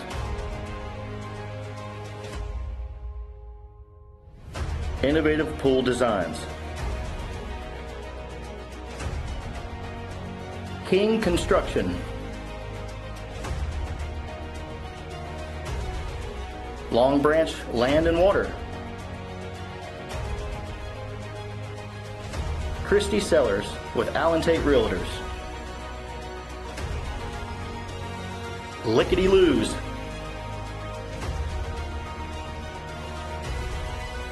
Brinkley Financial Group,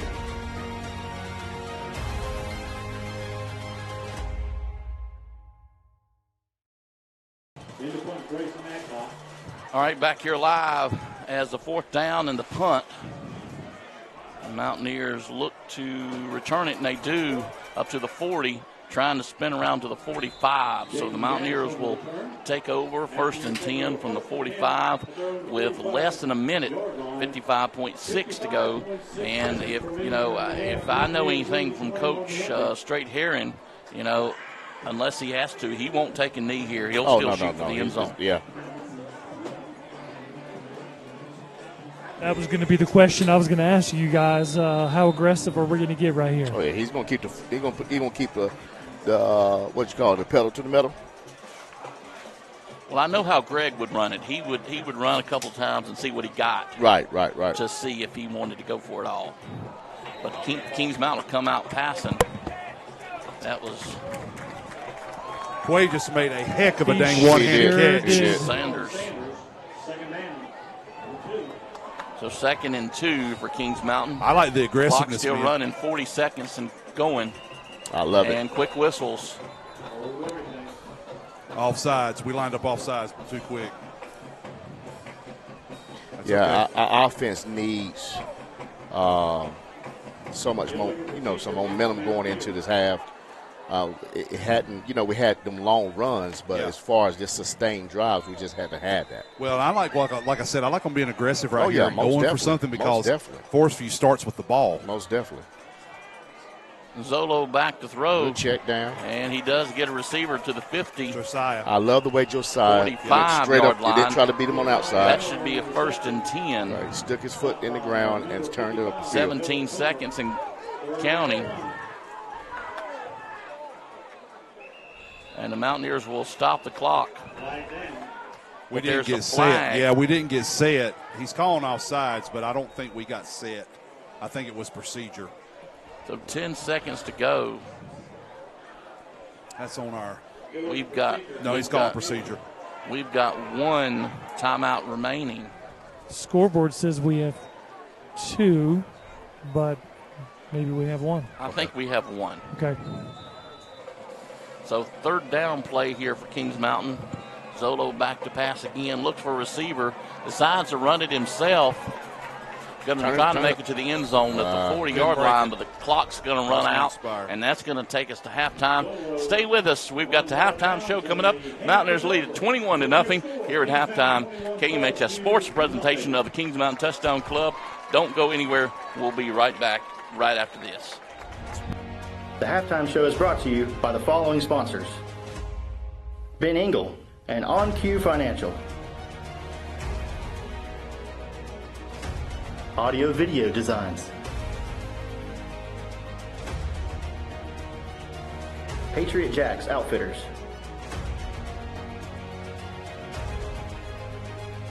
KM Elite,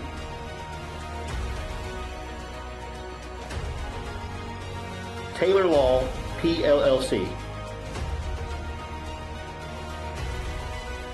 Shara Miller for Kings Mountain City Council.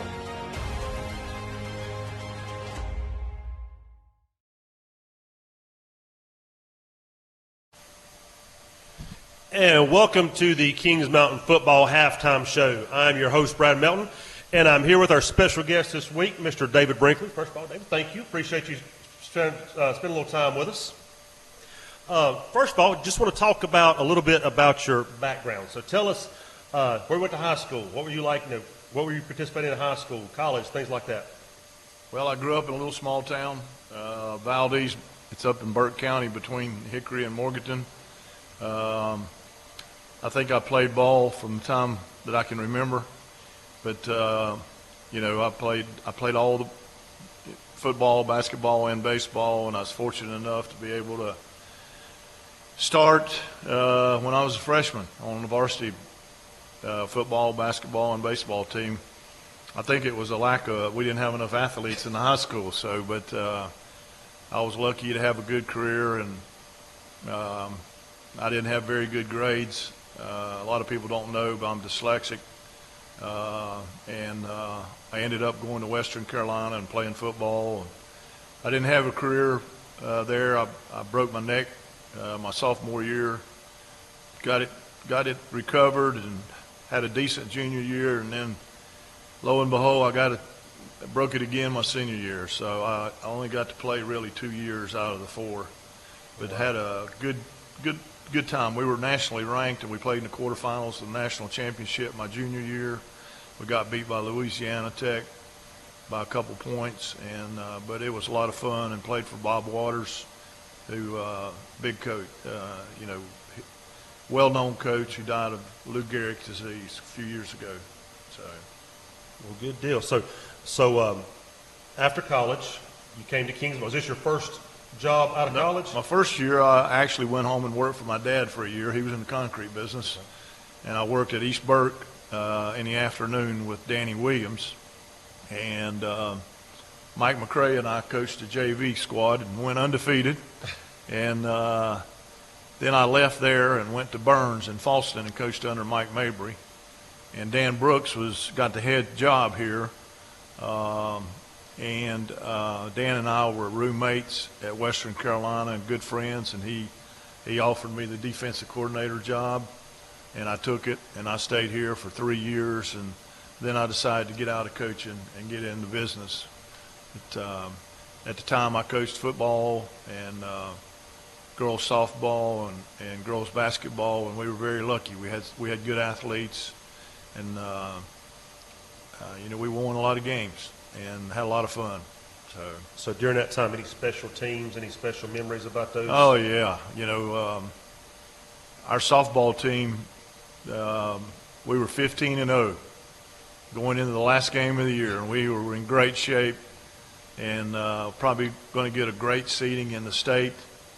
And we went over there and dropped the egg and played East Gaston and let them beat us in the 7th inning. And we ended up getting a low seed and had to play the number 1 seed, Statesville, and we had them by a couple runs.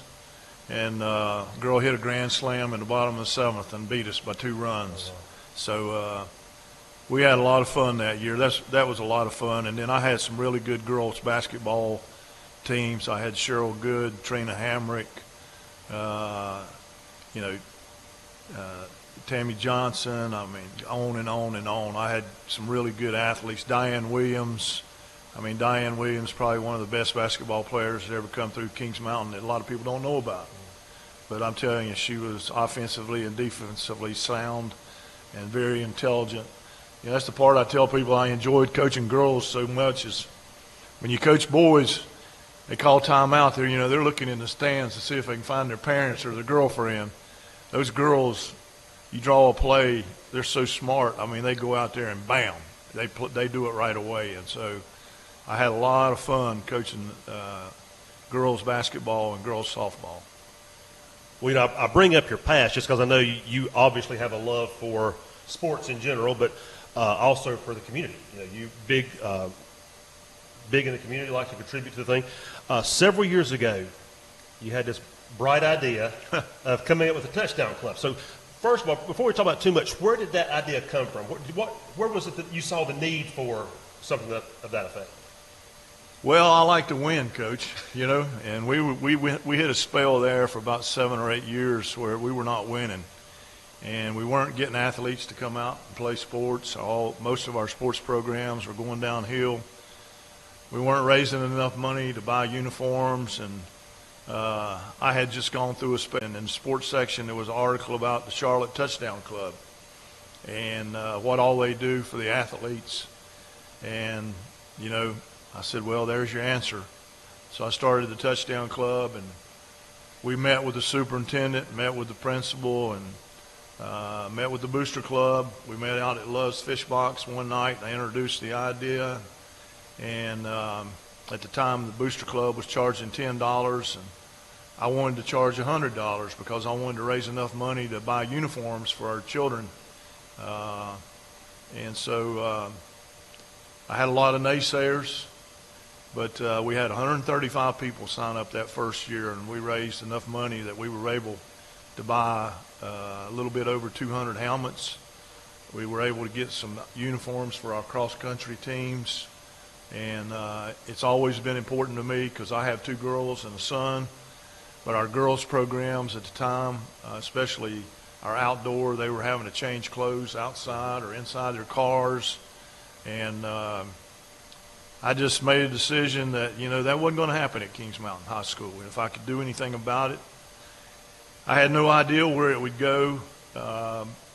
So we started raising money and having golf tournaments and borrowing and stealing and asking people to make pledges. And I think we probably raised a little bit over $10 million in the last 17 years and put about $8 million in our facilities here. So it's been, I could never have dreamt that what we could do here, but man, what a great community we have when it comes to sports and the support that we have. And you mentioned the golf tournament. I'm speaking to all the people watching us right now. If you've never attended one of the Touchdown Club golf tournaments, make plans to do that this coming year. It's an all-day event. It is a great time. I'll just kind of leave it at that, but just you need to get involved with that. So now, obviously, the Touchdown has been very successful. Okay, under your leadership, has done very well. You can't come onto the campus here and not see the effects of the Touchdown Club. Right. Obviously, when you go to the game on Friday and you see the turf field, you see the field house up here. I was starting to make a list of these things, and the list just kept going on and on and on. From the weight room, which it's just changed everything, to the concession stand, the tennis courts. Tell me some of the things that you're most proud of in the past. Before we get to the stuff going on, what are some of the things in the past that you are most proud of? Well, I'd have to say the first project, the new field house. It's 18,000 square feet, and it has 2 training rooms. It has a multi-purpose room. We were able to build a coach's office. Our assistant coaches really had nowhere to go. The old field house was designed for about 40 or 50 players, had outgrown it, didn't have a weight room. So I would say that sort of got the ball rolling and started getting some of our competitors' attention. Yes, it did. It started getting some of our colleges who were attending here saying, what's going on here? Or some of our best athletes started showing up and playing all different sports. So I think that got us rolling in the right direction. And it's still, I don't remember the exact record, but we've only lost something like 6 or 7 games since we built that field house. So it's been, and we share it with the baseball team, right, as you well know. So, and the track team. And the track team. The track team as well. Right. And wrestling uses it. Wrestling uses the multi-purpose room up there. So, yeah. And I will say this: it gives you a sense of pride when a team who's never been here comes and they all want to go tour the field house. That's right. I always find an extra 5 minutes or so to kind of walk around, let them see the facilities and all here at Kings Mountain, because it is a point of pride.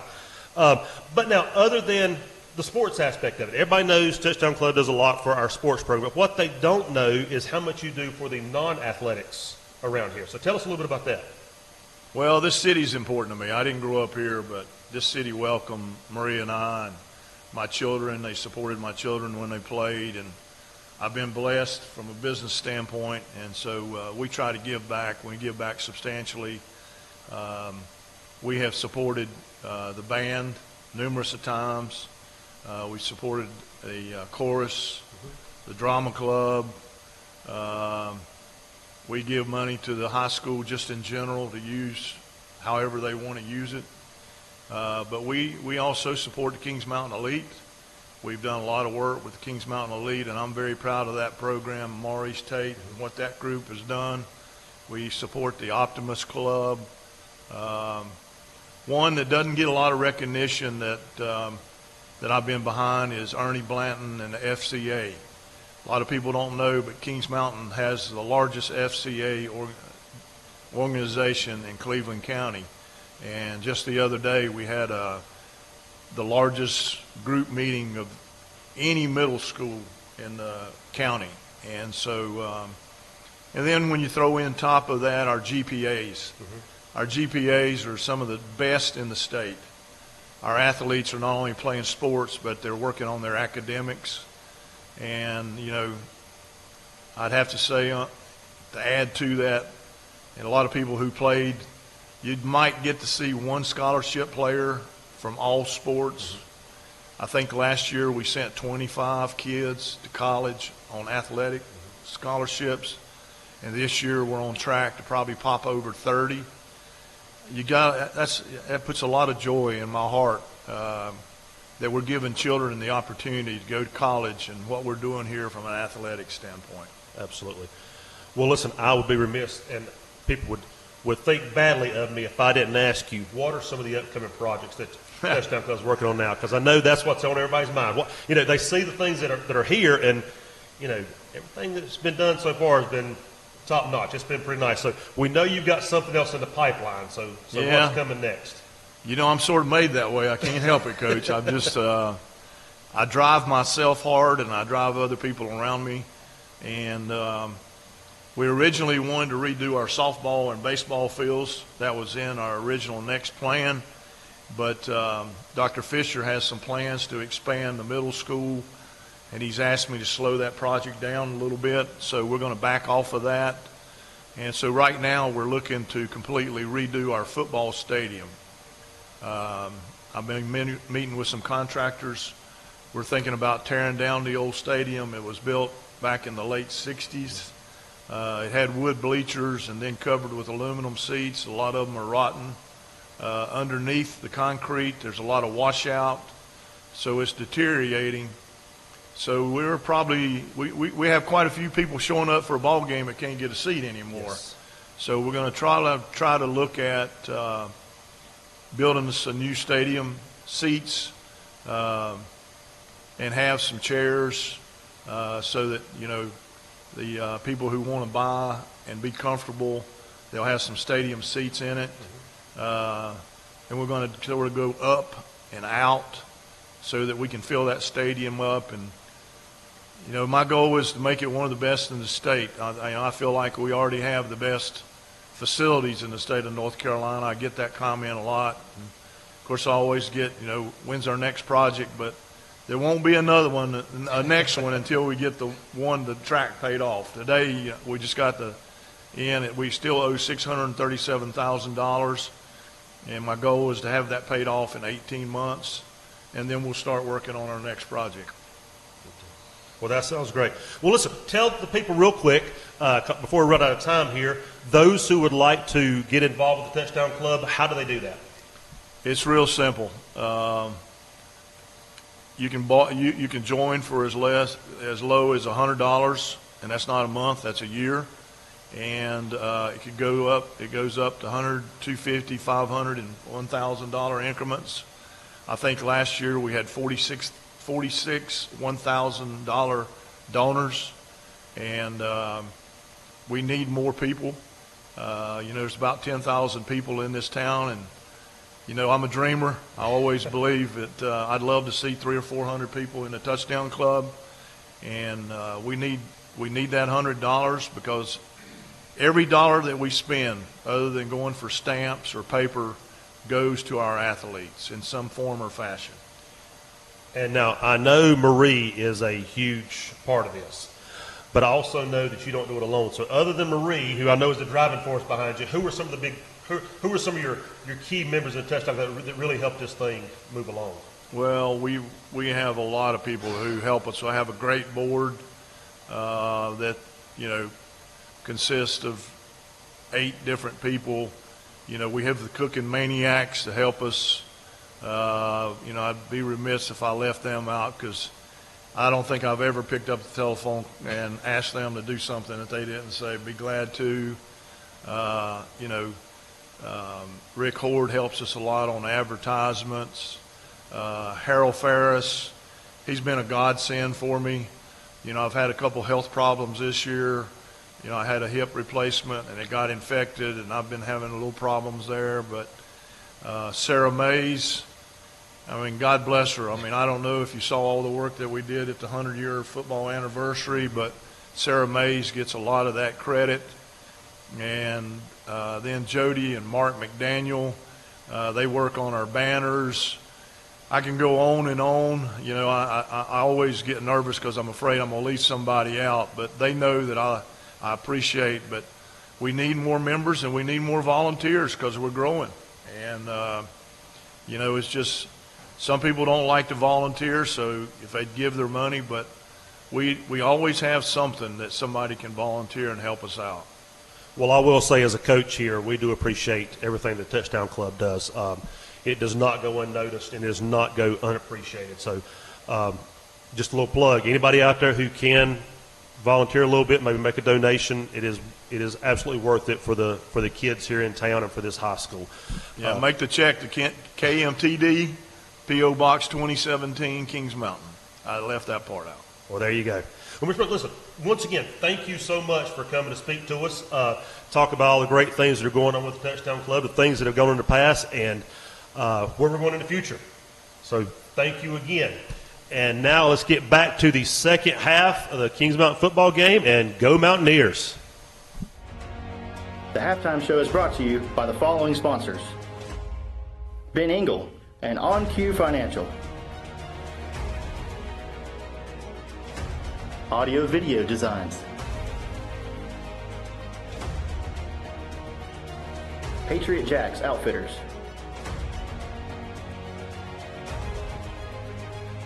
KM Elite,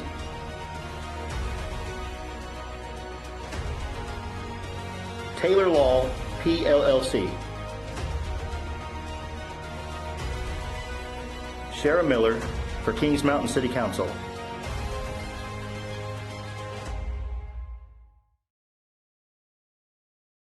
Back here live, John Gamble Stadium. Thank you so much, David and Brad, for a great halftime show, getting ready for kickoff. Let's just quickly check into some great scores we've got on our scoreboard update. Shelby 64, Highland Tech 0. Mountain Island Charter 22, Winston-Salem Prep nothing.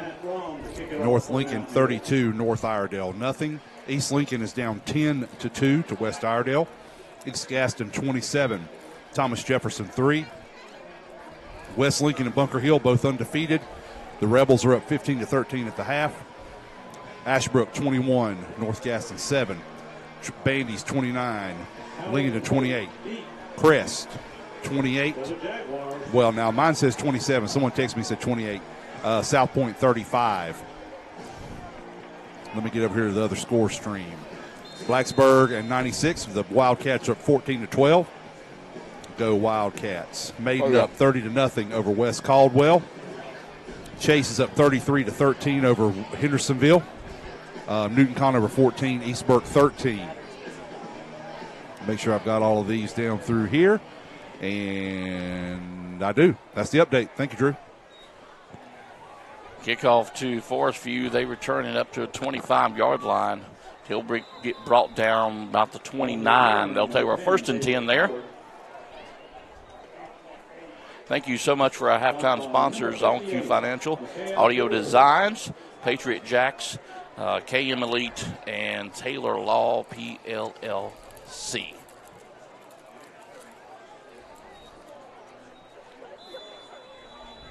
And thank you to David Brinkley. Oh, yeah. From the 30-yard line for Forestview. So 1st and 10 from Forestview. They'll open up the second half here, 11:54 in the third quarter.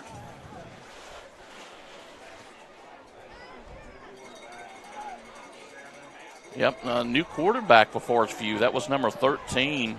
No, that's 7. That's 7. There. So he's the original So Jackson Hill. And they went empty right there to start the game. Right. And threw it to 10, who was running quarterback in the front or the first half. Bryson Brown made a great play on a defensive play. So 2nd and 4 for Forestview.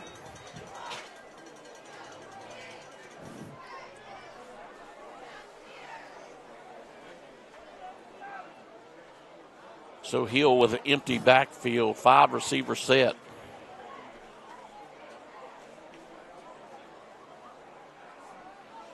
Looks over to the coaches looking for a signal, and they'll take a timeout here early. Timeout. Forestview.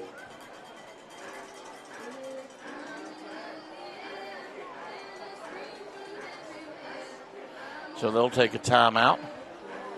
We'll keep it right here. 11:04 to go here in this third quarter.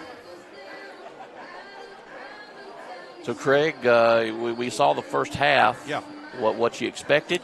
It is. I'm a little surprised that Forestview had the success they did throwing the ball, but I don't think it was because they were designed plays. I think they were just some throw up prayers, so to speak. I think our defense smothered them like I thought they would do. They played extremely well. Our ground game was great, especially on the perimeter. What was your take? Well, I thought it was good. I mean, it was those big plays. It was those big pass plays. We proved we could stop the run. Yeah. And they kept coming back to it, which is why I think now Coach Medlin's opened up the second half in his empty set. 2nd and 4, and quick whistles. Flag down. What side did he throw it on? I can't see what side he threw the flag, what side of the line. Wave the flag off. Yeah, it was a equipment. Looked like the guys were pointing at the helmet for. It's one of our down linemen. Yeah, Thomas Fair. Yep. And so he was subbed out for Big Zaylen Ramos went in for him. So Hill, your quarterback.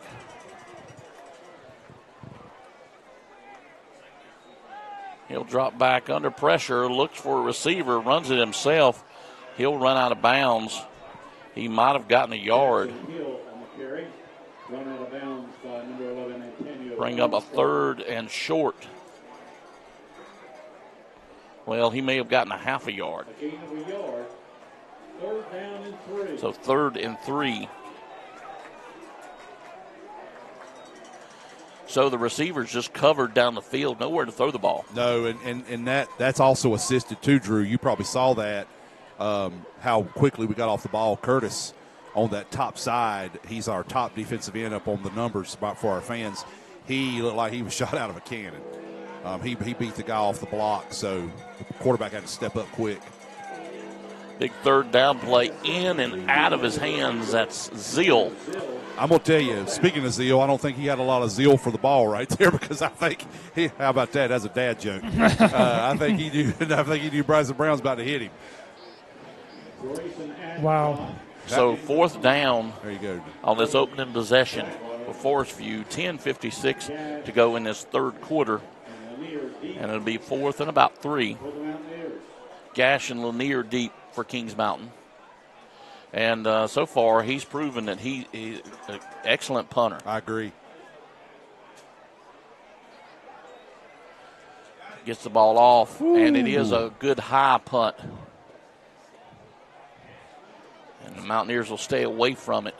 So Kings Mountain will take over 1st and 10 around the 23-yard line. I tell you, Drew, not only was it a good high punt right there, he did it under duress. He saw big Curtis Simpson closing in on him pretty quickly. Curtis almost had a block by himself.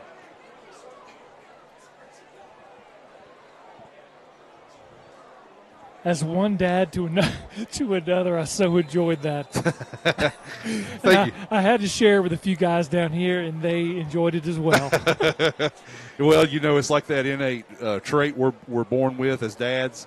It just popped in, and Drew set me up. Drew teed it up very nicely for me. Zolo with the handoff over on the right side. That's Kendrick. Not a lot of running room. Bring up 2nd down. Run out of bounds by Nicholas Aguilera. Aguilera will bring Kendrick down or push him out of bounds. No gains, 2nd and 10. So 2nd and 10 for Kings Mountain.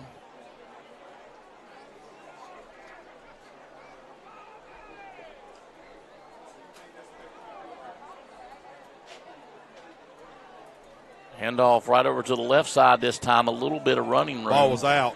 The ball come out. One of our Looks like linemen Kings jumped on Mountain it. might have gotten it back and bring up a 3rd down.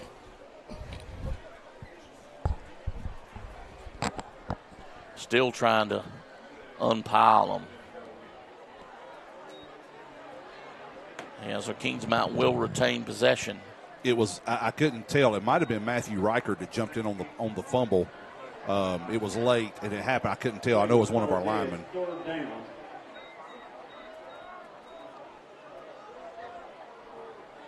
3rd and 5.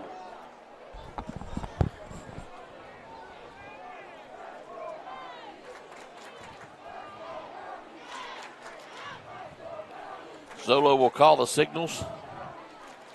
Kendrick again in the backfield. Zolo back to pass. Throws a little bitty one out to Kendrick and just nowhere to run. Yeah, that was smart for Kendrick to get down quick. Yes, it was, because 50 was coming with a purpose. Right. On the stop. Hey, that's fine. That's fine. So we'll lose some yardage. It'll be 4th and 10. It's a game of strategy. You live to play another down. Right. No worries. Max Thompson in to punt it away for Kings Mountain. That's Tyrese Thames. I'll give him credit as a senior for Forestview. He played that extremely well. He knew exactly what was happening.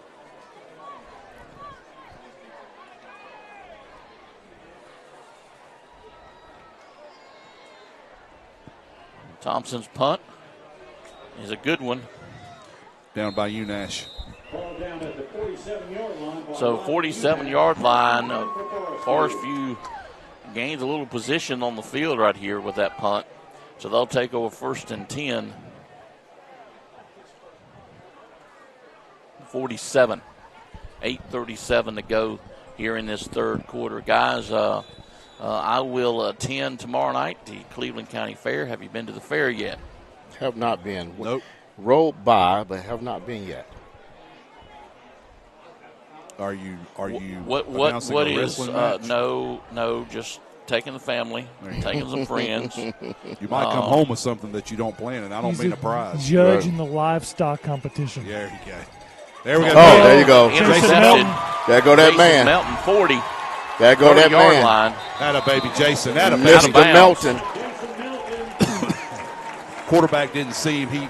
He was sitting right there. Right. Jeff, you might have been a better shot than we are. He was sitting right in the open area. From your angle, I don't know what you could see. sorry, we almost lost a camera woman, operator. yeah. I seen Nina that. did great to save the camera and herself in that play. Tell Zach we appreciate him jumping in front to save her. Jason Melt made a great play. Yeah. What'd you ask me? I said it looked like Jason dropped like in coverage right there. He was did. right in the zone where it was supposed to be.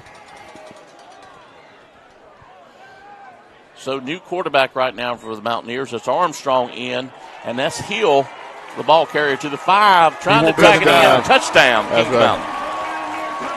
He won't be denied. No. I'm telling you, it seems to me that both Hill and Kendrick are feeding off each other. Yeah. That's always a good sign. Well, it's like we talked about a couple of weeks ago. You know, they're such different runners. Right. You know, Josiah loves contact. He likes to run right at it. But even right there, he showed some finesse as he went up through the line. Right. He's got that burst also. What I loved was his footwork. Yeah. He goes back as he came through that line, and his feet were happy feet. So let's take a break. 28-0, Mountaineers lead it.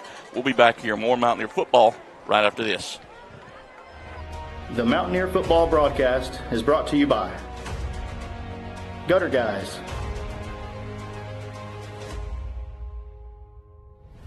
Innovative Pool Designs, King Construction, Long Branch Land and Water,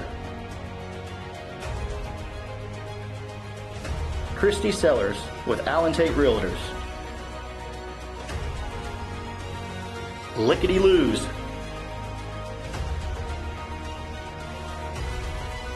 Brinkley Financial Group,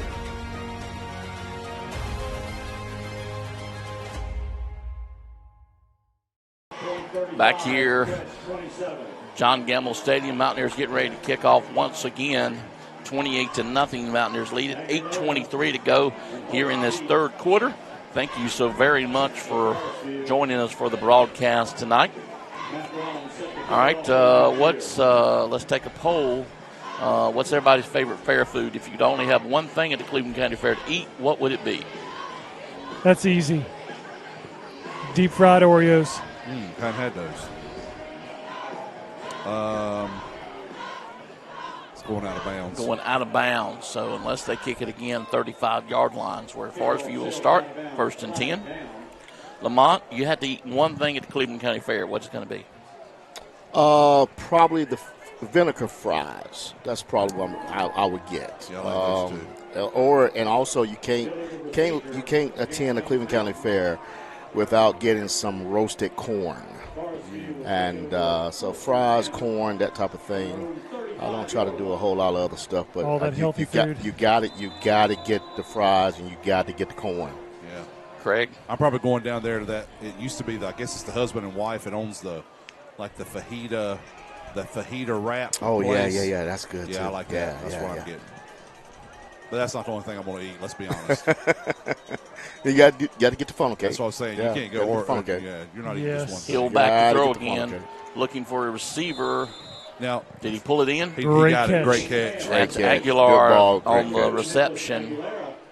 Now, Drew's going to ask us about food and then try to start talking about the game. Exactly. Like nothing was happening. Exactly. Come on, Drew.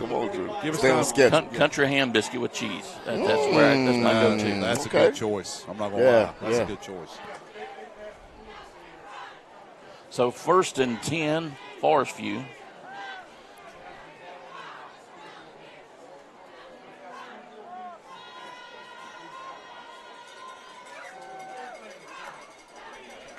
Hill once again gets the ball off quick, in and out of his hands. I think they figured out that what they're going to. Tristan Holt, intended receiver. I apologize, Drew. I think they figured out, and Lamont, you correct me if you think differently, please. Right. Drew also. I think they figured out that the only way they're going to be able to move it consistently is in this empty set. They're going to have to. What I was going to say, they're going to have to throw it quick. Yeah, so they're doing a lot of little underneath stop routes and those kinds of things. Right. And I'll be honest. That we'll give them those. I mean, most definitely. If you want to throw underneath, fine, because you're still going to have to try to get some yards after catch. It almost looked like there's two different game plans. You have that first half game plan where probably a wrinkle they put in through the week, and then they're going back now to their normal set I here. agree, yeah. Hill with 5 wide receivers. He drops back to pass Tunnel again. Yeah, that Screen pass. That looks familiar, doesn't it? It does. Seen that a few times. Yeah, we have. From a little man who's now up the road in another county. Right. They're doing well, too. I think they ran into a beast last week, Mount Airy. But they're defending state champs currently. And they have 18 starters back. Yeah, from that man. championship team. Yeah. So I think they're saying they're probably favorites to win again 1A. Yeah. Because they beat was it Tarboro? Yes, to win it last year. Tarboro normally is the kings of 1A. 1A. 3rd and 7 for Forestview. Hill back to pass again. Finds a receiver deep. Trying to make a play on it. It will be incomplete. And I've noticed this. Jackson Hill listed as senior, 6'3", 175 pounds. There's no way that kid's 175 pounds. He's like wet. a $105. Soaking wet. I agree. You remember last year he started against them, but he got hurt. Yes. Remember he got hurt? That's true. And I think they brought in the quarterback they had tonight. They brought him in, which gave us some trouble because he was more mobile. Yeah. Grayson Aycock in the punt again for Forestview. If I recall last year, this was the storm game, right? They moved it to Thursday. Yes, remember how bad the so wind was windy, blowing. yeah. But they gave us good seats in the press box. Yes, they did. And not quite the distance he's had before. But we'll take a little roll. Mountaineers will take over 1st and 10. Ball down at the 30-yard line. The 30-yard line. 1st and 10, 6:45 remaining in the third quarter. The Mountaineers lead it 28-0. So 6:45 to go here in the third.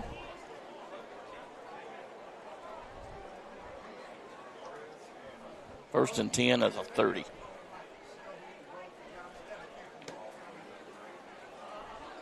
Oh, we had a shutout at Huss, right?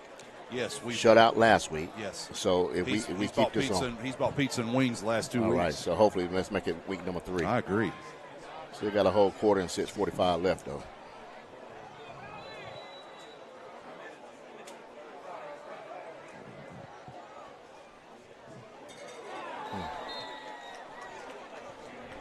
Ooh, that was intended for gas. For the Mountaineers, T.J. Armstrong, pass incomplete. Intended receiver, Jalen Gash, 2nd and 10.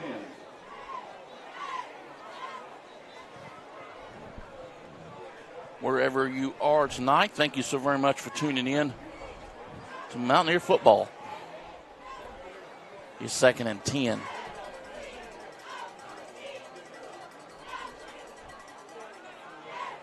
Hand the ball off left side. Not much of a hole there. Forestview did a good job closing it down. Josiah Hill, the ball carrier. That was an open hole very, very briefly. Number 58, Trip Dow. A loss of 2, 3rd and 12. So they're going to mark it 3rd and 12.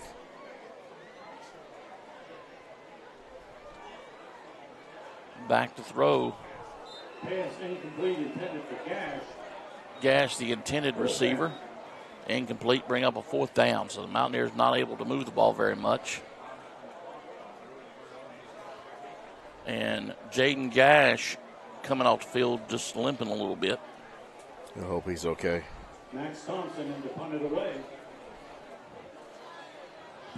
Craig, I wasn't going to say anything, but I believe the Ants have found my area this week. They've moved down. They've migrated. Well, they wanted a sweeter person.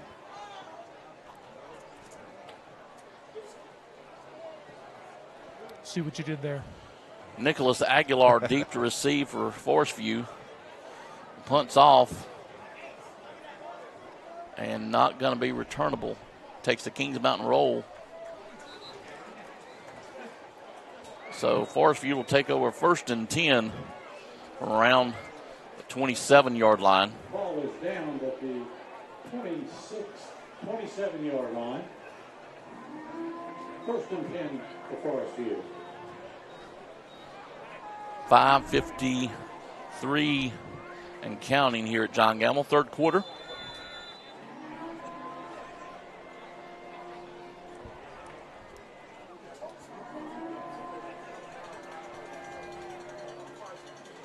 Jackson Hill still in at quarterback for Forestview. Empty set.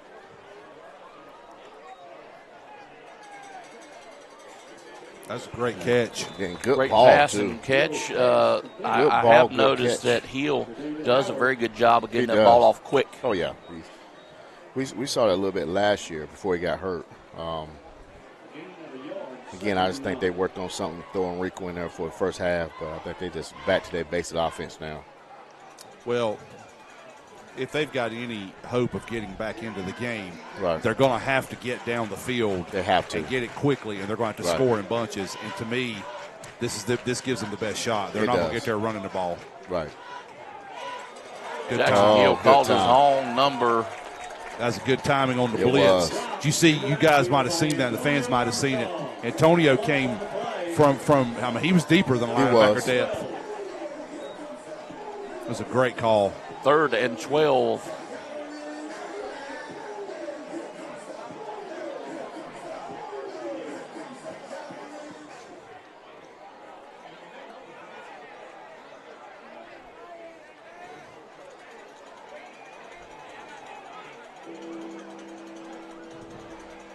Hill with Holland in the backfield this time. Gets the ball off fast, looking for a receiver, and just incomplete. They let the receiver slip down. Yeah, Aguilar was the intended receiver, but he slipped. I think he would have been out of bounds whether he had a chance to make a play on it or not. So 4th down, neither team able to move the ball here in the opening portion of the second half. 4:23 to go here in the 3rd quarter.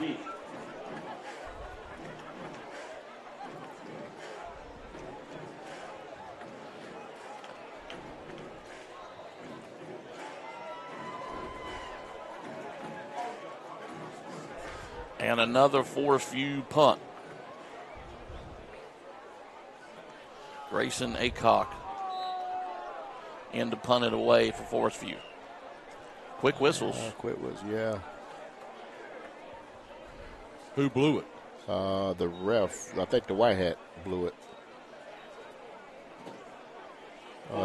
Delay a game. So delay game, back them up 5. Still 4th down.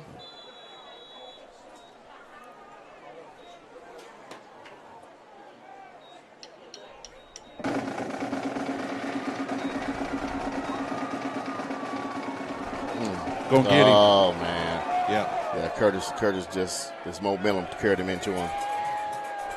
And Mountaineers will. Now, the question is going to be. Flag on the play. The question is going to be, is it running into or roughing? It looked like he just ran into I think him. so, too. If it's running into, it won't be a first down. It's number 5 yards, right? Yeah. Would it be automatic if it was 15? Because 15 wouldn't give him the first down. Terry, you got to correct me on this. In North Carolina, I don't think that's a rule.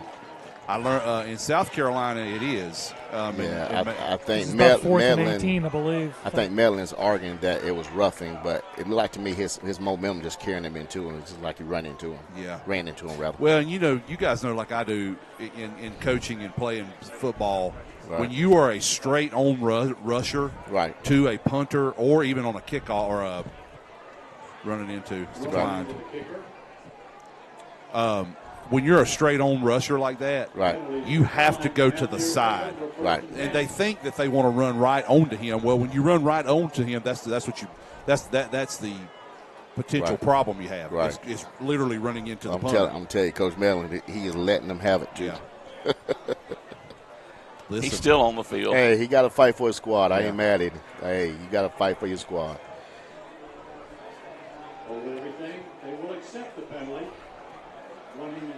I would too. Oh, he needs it. Yeah, he doesn't need to give Kings Mountain the ball where they got it. That he needs to take the penalty. Right. I agree with that. He doesn't care if I agree or not, but that's what I'd say. But what I was going to say too, Curtis is doing great getting back there. Oh yeah, most definitely. He's just got to have a little more discipline and go just to the side. And I know he knows that. Oh yeah, most definitely. He's a good player. He's a smart player. just looked like the trajectory that he took. It just I just agree. ran into, I agree with momentum. you. So Aycock back to punt it again. Gets the ball off a low punt. Mountaineers will try to field it, and good job that number 4, Lanier, was right there to recover it. It was Gash that recovered. Lanier, like he muffled it a little bit. That could have been a disaster. There's another one. You tell them if they've got to run that hard, that fast to field a punt, you don't field it. Right, Peter, get away from it. You let it go. So 1st and 10, Kings Mountain, pretty good field position, 47-yard line.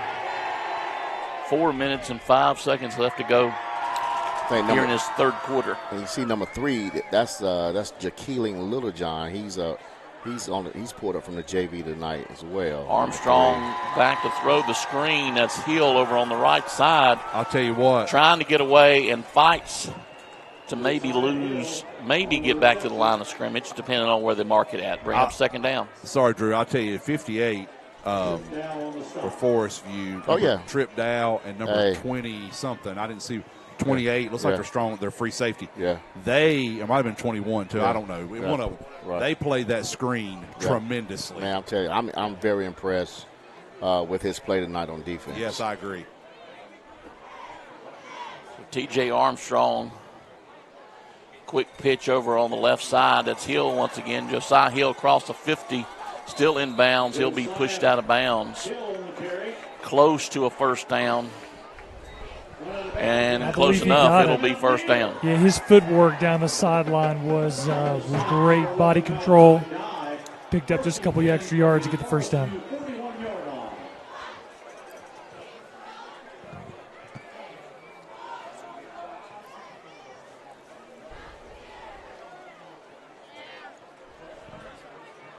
Armstrong heads it right up the middle of the Hill. He'll fight for a yard, back to the line of scrimmage maybe. Bring up a 2nd and about 10.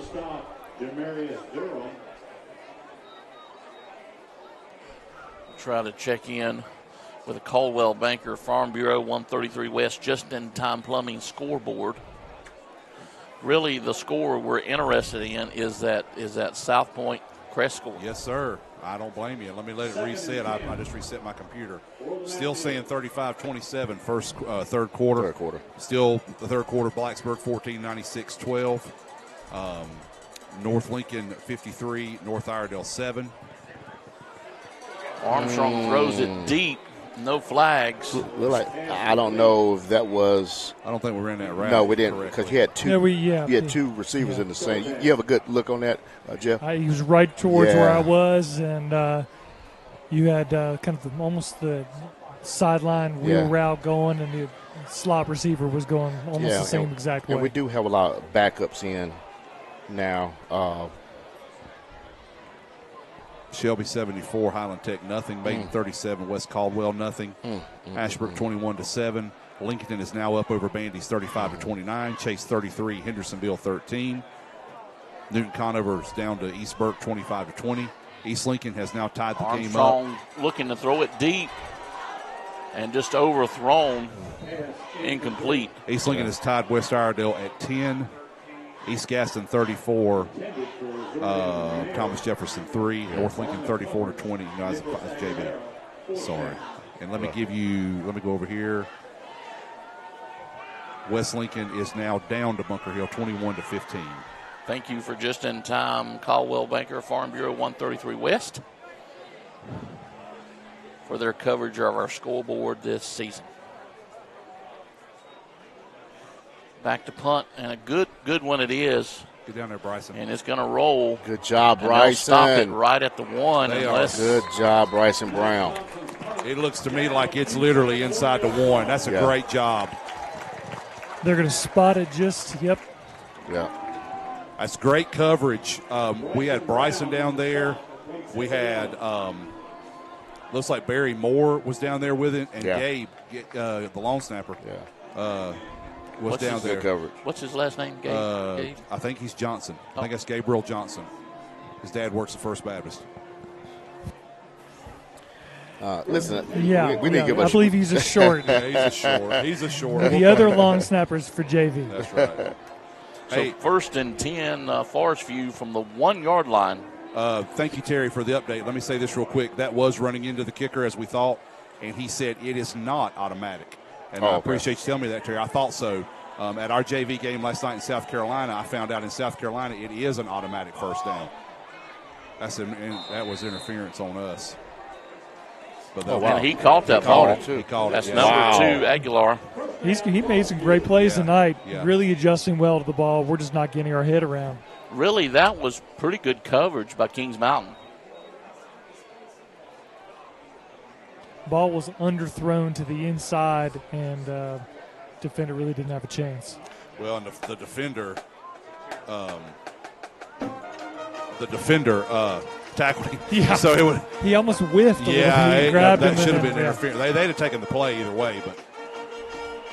So first and 10 and quick whistles. We're not set up right. Well, Forestview called the timeout. Forestview did they call a timeout? Okay, sorry. I saw Coach Carroll.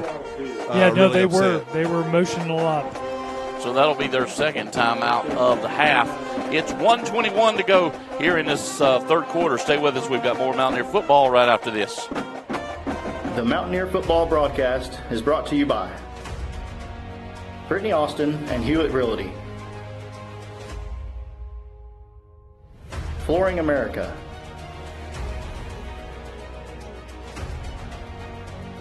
the venue at Turkey Ridge, Allen & Sons Construction, Dellinger's Jewel Shop, Butler's Outdoor Design, JWH Contracting,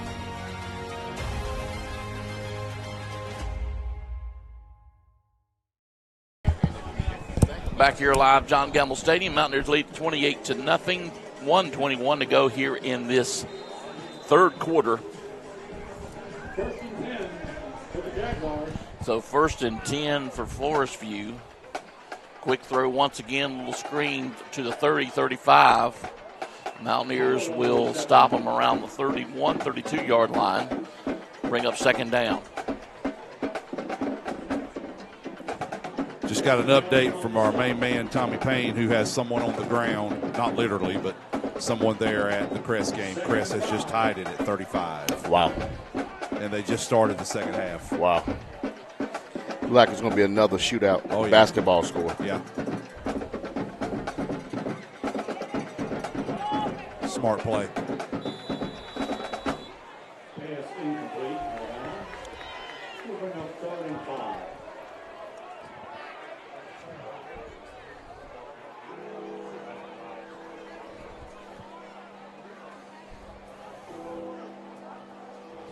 I know the scoreboard cannot be corrected. Surely is not 2nd and 41. No. No, it's only third. So third and 5 for Forestview. Third and 5, excuse me. Yeah, I think we may have some clock issues going on. Hill back to throw again. He's going to run it himself. He's going to get the first down and a couple of more. New set of downs for Forestview. Hill on the carry. That's going to be enough for a first down for Forestview.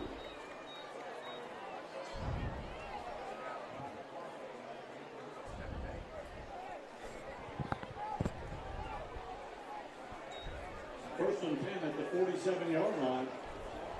So first and 10. Ball resting at the 47-yard line. 31 seconds and counting.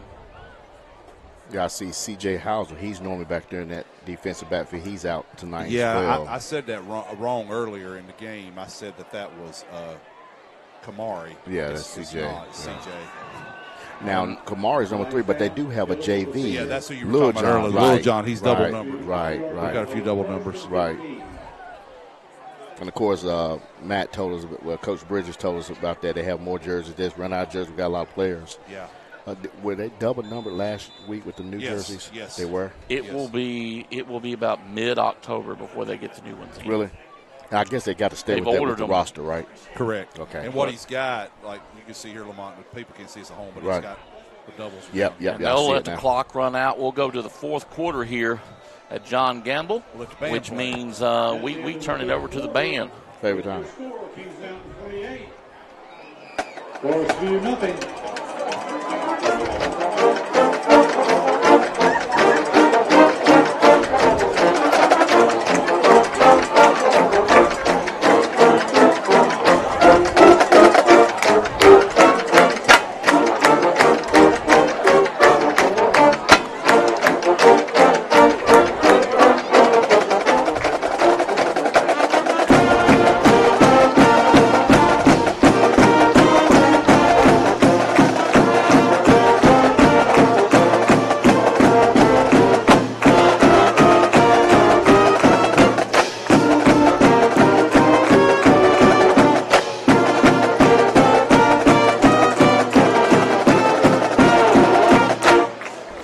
Favorite version of the fight song. Thank you so much to the Kings Mountain Marching Band.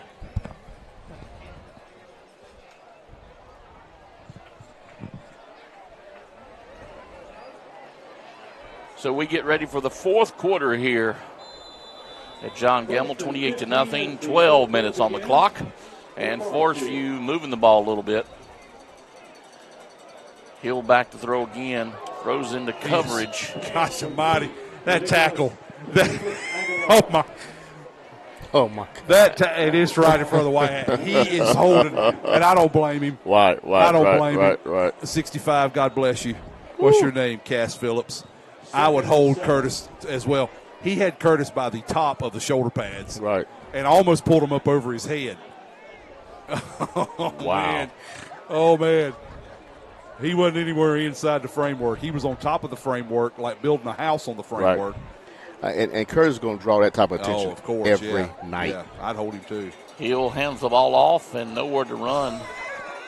You know, that may be the first time he's actually handed off. Yeah. Since he's been in at quarterback here in the second half. And I want to tell you this, too. I don't know if the people at home saw it, but I sure did. Antonio got cut. Yeah, you see that. He got up real slow as well. But let me tell you what he did. He got cut, but as he went on the ground, he reached up and made the tackle. He tripped the guy and grabbed him by the ankle. I mean, it got cleaned up. Exactly. Yes, but he made the play. That's not but awareness, bro. That's what I'm telling you. That awareness. was a great play by him. Yeah. So 3rd and 7 for Forestview. They got him and Curtis on the same side. This is going to be interesting. Hill calls the signals. Holland in the backfield. Hill looks to throw under go. pressure. God. He's got a man, and no, and they're going to throw a flag. On who? Bad. That's bad. On who? Pass who? is incomplete. Man. Oh, my. Oh, man. And that was a delayed That's flag. Kendrick and Brown both in coverage. Oh, man. But it didn't even seem like he made contact with him. Like he almost went over the top of him. I didn't think he did. I mean, that was, and plus the ball wasn't even catchable, and he Not had going his to be head pass turned. interference. If anything, they're going to call unnecessary roughness. No, they called pass interference. Yeah. Oh, Did he not turn well, his the head? only thing I can think of is it was earlier. I was watching the end of the play. But, man. Oh, well, I will say this. They put Curtis and Antonio on the same side, and Curtis blitzed inside or stunted inside, and that quarterback, bless his heart, he took a shot. That's on us. Nope, he's calling it on Forestview. So he started Case leaning Phillips. back. Yeah. Case Phillips. Now, correct me if I'm wrong. I'm seeing Zay Smith. Has Zay been out tonight? Has he been nicked up? Because I haven't seen him a lot out there. I know he was playing early on. He's covering the slot. Yeah, he's right been now. over. He's been over 10. He's not playing as much deep. Like he played a lot of safety earlier in the season. Because normally we're hearing him a lot coming up making tackles. Pitch quick to Hill. Hill trying to dodge a few. He gets a little bit of running room. Yeah, you know it too. He felt it. Yep. My man Eli was right there, and he had his head down. He had his head down. He had a play in the backfield, and he dropped his head, and he got through the arm tackle. So 3rd and 10, they'll get right back to the original line of scrimmage.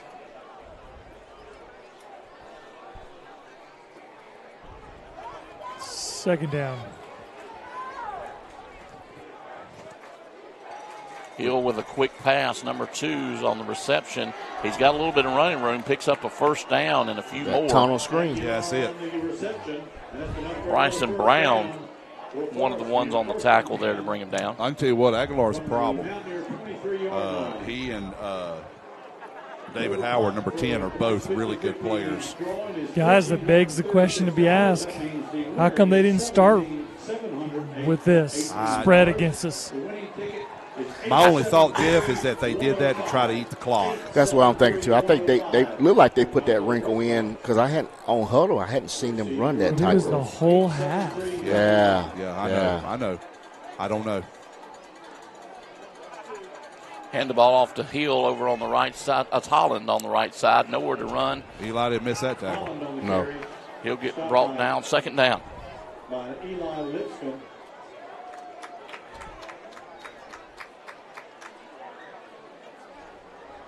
No gain, 2nd and 10.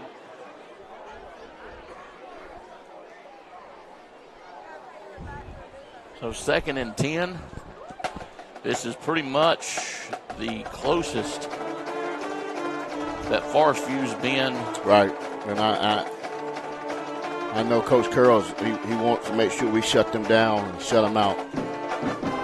Hill once again to throw. He's got a receiver. Oh, wow. Good He catch. called it if it's in bounds, and it is. Wow. 10. Did you see that? Aguilar, I tell you, he's a good player. Catch. And Jackson Hill put it at the right spot. Right where he needed it. Right. So they're finally in the red zone, 1st and 10 for Forestview. Yeah, Jeff, you want it, man. It makes you now think, why didn't you start out like this? And maybe throw the wrinkle in every once in a while. But they stay with that other type of offense all half. And they're actually moving the ball. They're playing with with a lot base. of confidence right now. Yeah. Got us on our heels a little bit. They're also taking a lot of time right here. Right. He's like to call timeout. That's the last one. 8:16 to go here in the 4th quarter, and they'll take their final timeout. And we will take a timeout. We'll be back here. More Mountaineer football right after this, so stay with us. The Mountaineer football broadcast is brought to you by Gutter Guys,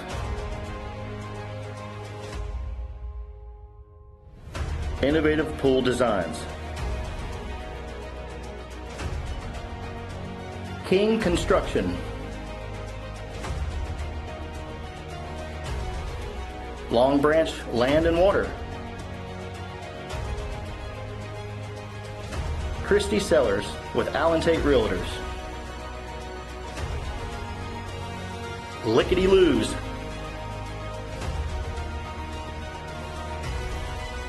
Brinkley Financial Group,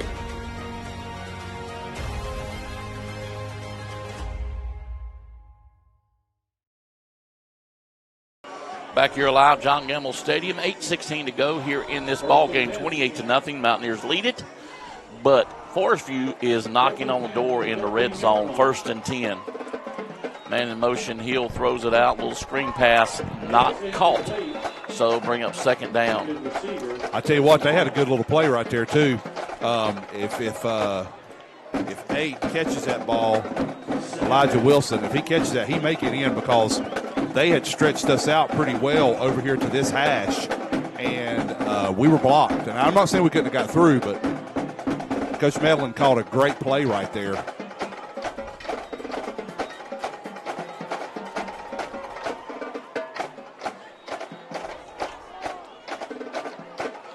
He'll bring them to the line.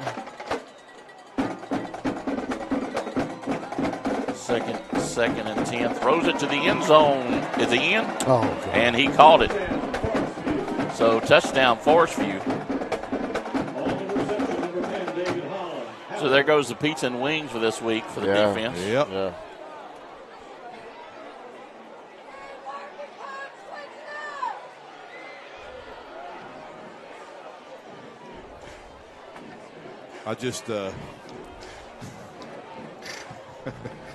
I just heard a fan yell, "It ain't working, Coach, switch it up."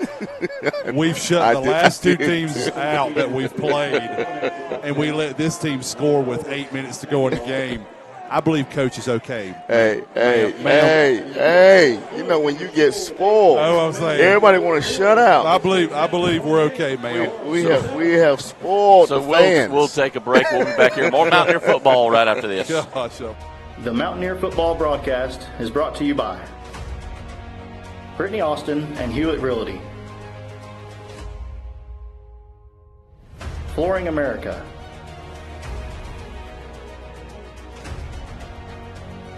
the venue at Turkey Ridge, Allen & Sons Construction, Dellinger's Jewel Shop, Butler's Outdoor Design, JWH Contracting,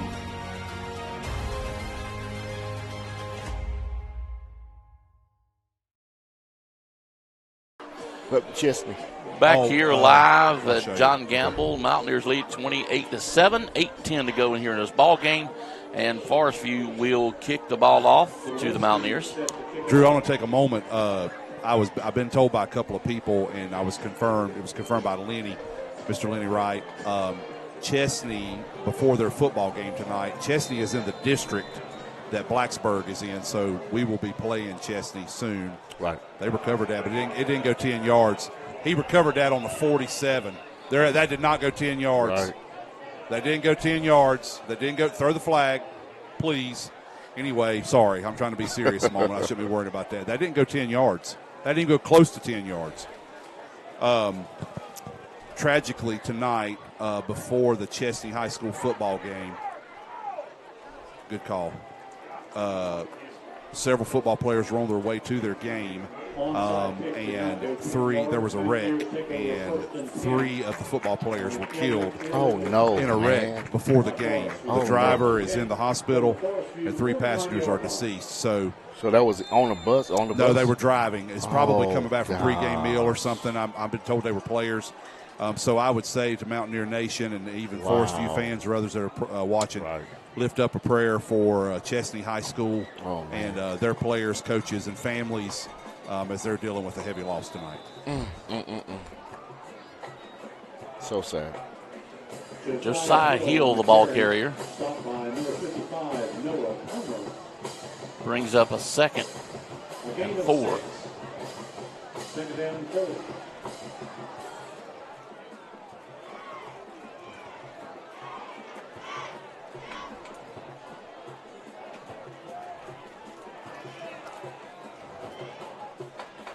Armstrong once again, a big give to. There he is, Agent Zero. As Kendrick, the ball carrier, touchdown, Kings Mountain.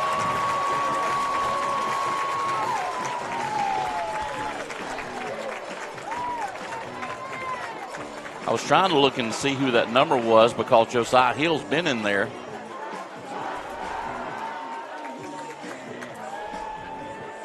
So Robert Kendrick with another score for Kings Mountain. Max Thompson will attempt the extra point.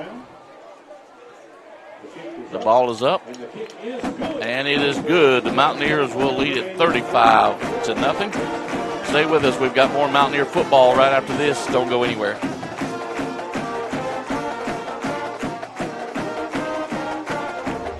The Mountaineer football broadcast is brought to you by Gutter Guys, Innovative Pool Designs, King Construction, Long Branch Land and Water, Christie Sellers with Allen Tate Realtors, Lickety Loos,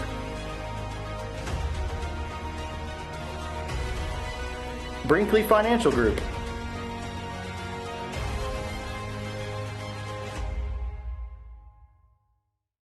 They're getting ready to put 14 in. Back here live, John Gamble. Mountaineers lead at 35-7. 7:25 to go in this ball game on a big fair opening weekend Mountaineers will kick it deep. Looks like it'll go all the way to around the 10-yard line and is returnable up to the 20, but he'll run into some traffic before he gets to the 30-yard line. Forestview will take over. 1st and 10 around the 26-yard line.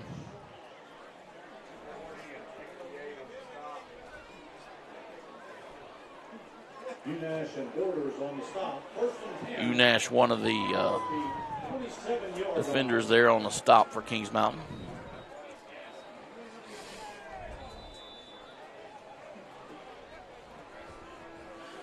So, guys, let me ask you this question. Forestview, is their offensive line doing that good of a job, or is the quarterback just getting the ball out quick enough?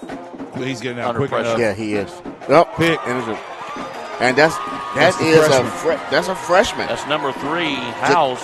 No, that's Jaqueline Littlejohn. Is it Littlejohn? Yeah, that's Littlejohn. All the That's way a down to freshman. the 1-yard line. That's the freshman, Jaqueline Littlejohn. Yeah, number 3, Jaqueline Littlejohn. And there is a flag down. Probably a block in the back right Yeah. there. That's promising, y'all, with the future. Yeah.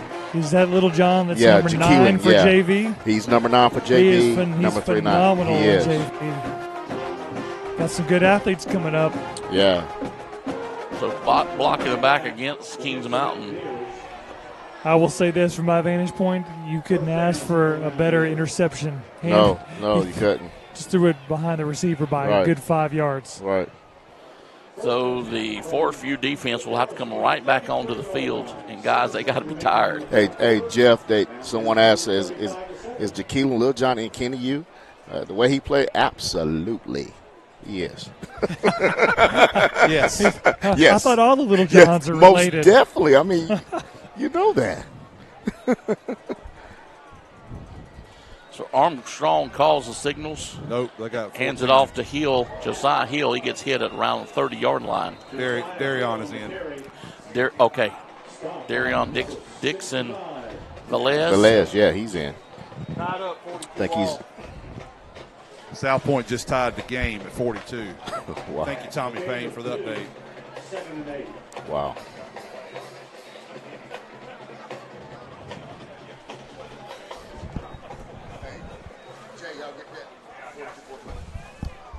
Hand the ball off to Hill right up the middle. He's got some running room, running behind some blockers, but he'll get stopped by big number 65. That's Case Phillips for Forestview. Up close to a first down. And it is a first down. 1st and 10, Kings Mountain. 6:12 to go in this ball game. The Mountaineers moving the ball. Hill once again, no, quarterback keeps it on the right side. He'll run out of bounds about the 15-yard line. Yard line. No, 14. Dixon Velez on the carry. Dixon Velez, the ball carrier. A gain of 9, 2nd and 1. And Dixon Velez, he has some wheels on him. Quick. Yeah, he's very quick. And quick whistles before the snap. Hold everything.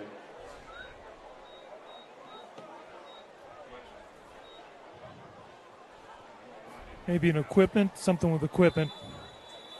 Yeah. Equipment violation for the delay. 2nd and 1. So 2nd down and 1 yard to go.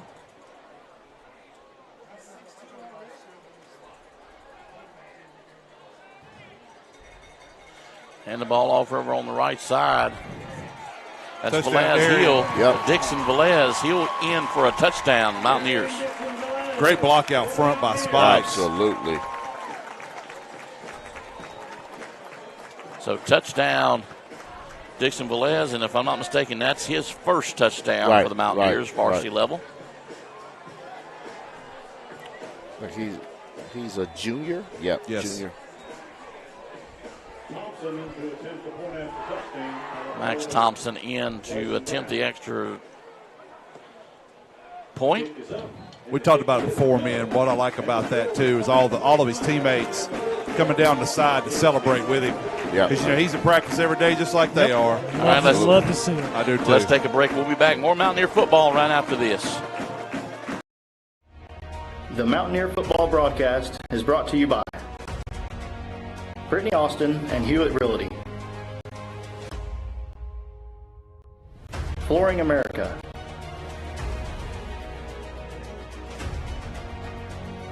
The Venue at Turkey Ridge, Allen & Sons Construction, Dellinger's Jewel Shop, Butler's Outdoor Design, JWH Contracting,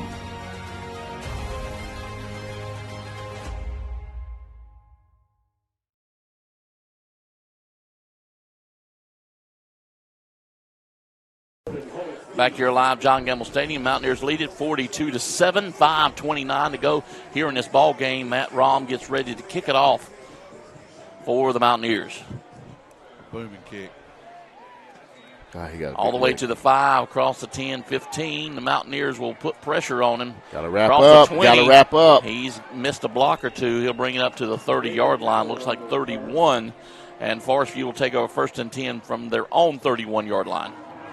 Flag down. And there is a flag down on the play.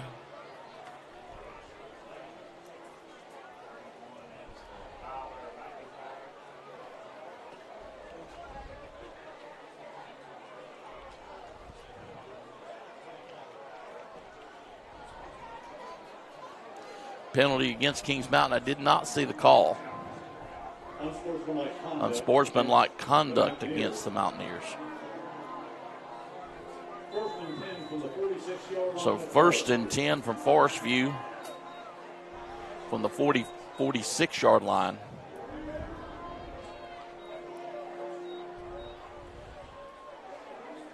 Hill still in at quarterback for Forestview. Holland, the lone running back. Give it off to Holland, and he's wrapped up very quickly in the backfield, and they'll lose maybe 2 or 3 yards on the play, bring up 2nd down. Zaylen Ramos and Jamel Lee smothered that right there at the point of contact, the mesh point.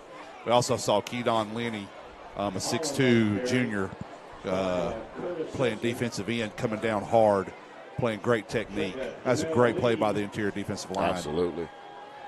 And Dom Davis. No, Dom Davis in on that tackle. We don't mention him very much, but great ball player here for the Mountaineers. Right. Great wrestler. He is, yes, he is. But Jay got that wrong. Dom Davis is not out there playing defense right now. He got the wrong number.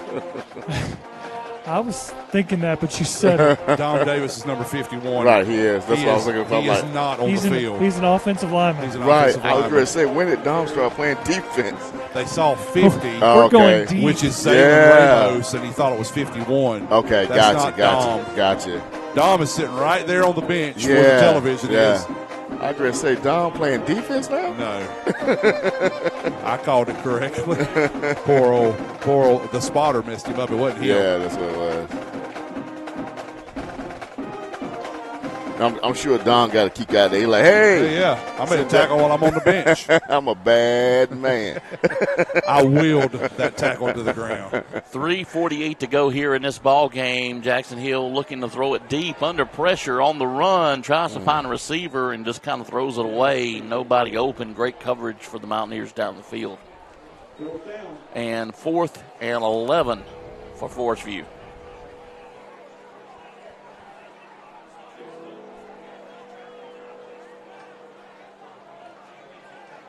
Guys, we travel to that place called Belmont next week, right? We do. To that place. That place. Mm-hmm. I heard, you're 14 down before you get off the bus. But we've been successful the last couple times we've been over there. Well, last time we was there was successful 2 years ago. So it's kind of like going into a hornet's nest. Oh yeah, it's tough. It's tough to play over there. And very close to blocking that punt, but he does get it off. Looks like it goes out of bounds. I believe it was partially blocked. Yeah. Mountaineers will take over 1st and 10. 39, is that where they're going to mark it? That's what Jay said. Of course, he also just thought he saw Dom Davis on defense, so I'm not sure if that's right or not.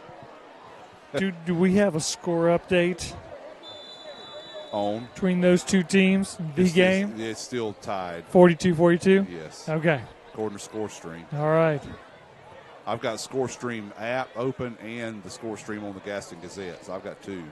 Making sure I got them both. They're still saying both the same thing. Josiah. So Josiah Hill down the field to the 30, run out of bounds, pulled out of bounds. That should be a horse collar. That should be a horse collar. Uh-oh. So there is flags on the field. Okay, well, do we have some action here? Well, there needs to be a horse collar over tackle. here. Yeah, I mean, it was right like 3 feet from me, and he had a hand, two hands on the back of the Did you see, Jeff? collar. Don't mean to cut you off. Did you see what went on with that flag back here? No. At the 40? No, they're discussing it. It's probably going to be holding on us. That's how you get players hurt. Right.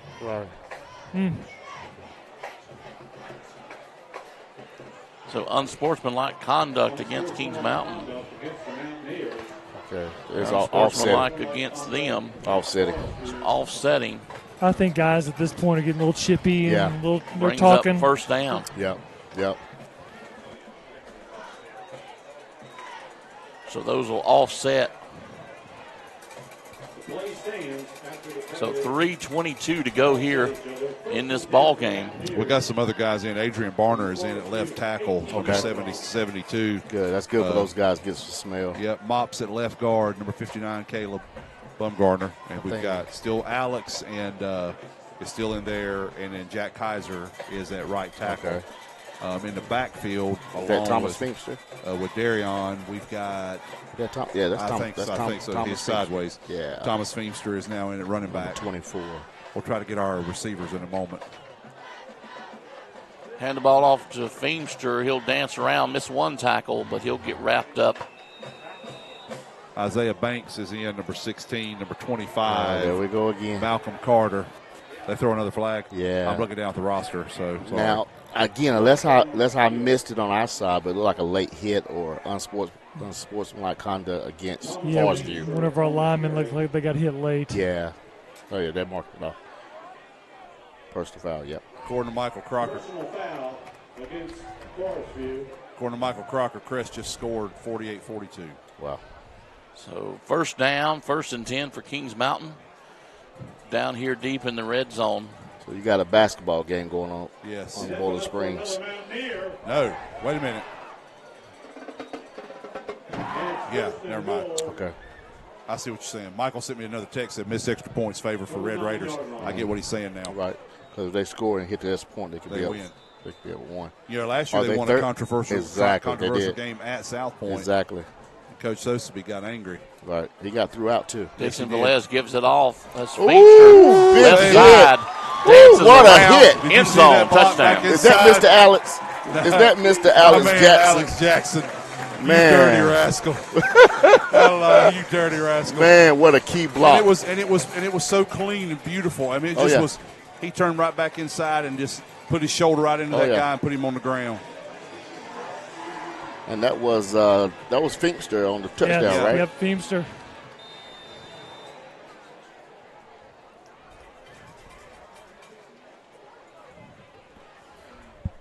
Max Thompson in to attempt the extra point. And it is up. And it is good. Mountaineers will lead it 49-7. We'll be back here with more Mountaineer football right after this. Don't go anywhere. Was that good? The Mountaineer football broadcast is brought to you by Gutter Guys, Innovative Pool Designs, King Construction, Long Branch Land and Water, Christy Sellers with Allen Tate Realtors, Lickety Loos,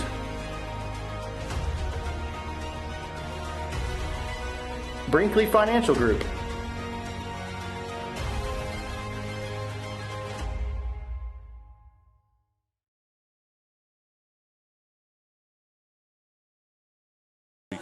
Back here live, John Gamble Stadium. Mountaineers getting ready to kick it off 49-7. Mountaineers lead at 2:49 to go here in this ball game. And we're debating the score for the Caldwell Banker Farm Bureau 133 West Just-in-Time Plumbing scoreboard about the Crest South Point game. Yeah, we got a report of 48-42. Score stream is saying 49-42. I'll do the other ones while I'm here. West Iredale's up 20-17 over East Lincoln. Burns is up 42-7 over Bessemer City. Lincolnton is up 50-36 over Bandy's. Ashbrook 21, North Gaston 13. It just reset. Hang on one second. The Huskies of Hunter Huss are up 21-0 over Stuart Kramer. Shelby was a final 74-0 over Highland Tech. 3 weeks in a row that Highland Tech has given up 70-plus points. East Gaston in a final over Thomas Jefferson 56-3. Bunker Hill in a battle of undefeated teams beats West Lincoln 21-15. North Lincoln beats North Iredale 53-14. Let me go to my other score stream and update over here if I can. My phone is buzzing. Somebody's trying to update me. So Maiden 44, West Caldwell nothing. Chase 40-13 over Hendersonville.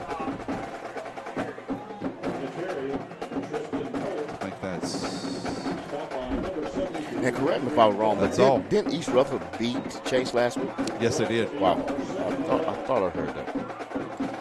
138 and counting in this fourth quarter. Thank you so much for joining our broadcast tonight. It's up in the air what we'll be able to do next week at South Point, whether it be streaming video, just streaming audio, or nothing altogether. We don't know yet. So keep on the Facebook, and we'll keep you apprised of what we'll be able to cover next week. But if you can, come out and support your Mountaineers and be in person there in Belmont. Jeff is saying that Max Preps is saying 48-42. So I don't know. I'm assuming Max Preps is right. Okay. Score stream is not always accurate, so We'll just call over to Chris. yeah, see let's if see he if answers somebody the can phone. tell me. Tommy Payne's got a guy on the ground. And Michael Crocker just sent me that too from Max Preps, 48-42. So See the scoreboard winding down, 37 seconds and counting here in this ball game. Hands the ball right up the middle, but the Mountaineers will not let him get past the line of scrimmage and bring up a second down. And unless they just hurry up to the line to run another play, that will be it. And it doesn't look like they're going to. So, guys, that'll be it. Mountaineers will claim a 49-7 victory. Stay with us. We'll have more Mountaineer postgame right after this, so don't go anywhere. We'll be right back right after this. The Mountaineer football broadcast is brought to you by Brittany Austin and Hewlett Realty, Flooring America,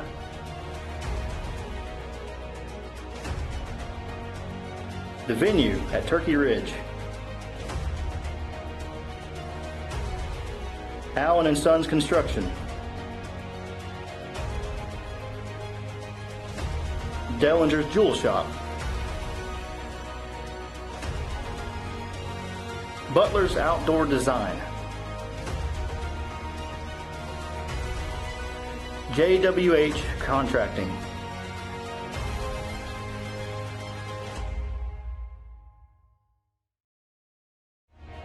the Mountaineer football broadcast is brought to you by Gutter Guys,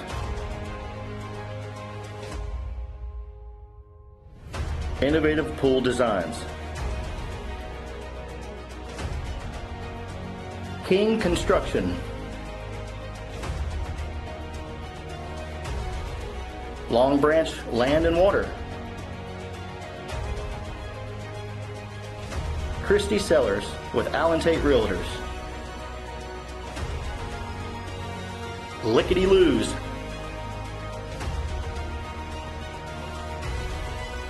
Brinkley Financial Group,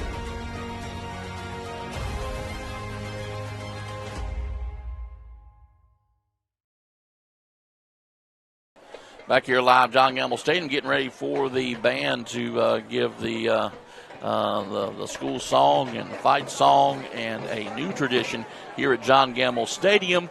This comes from Coach Herron. You know, Coach Straight Herron said he really loves Jimmy Buffett, and he wants a Jimmy Buffett song after the game, every home game, and I said it's done. So after the band finishes, the stadium will get a Jimmy Buffett song. So there you go. Love it.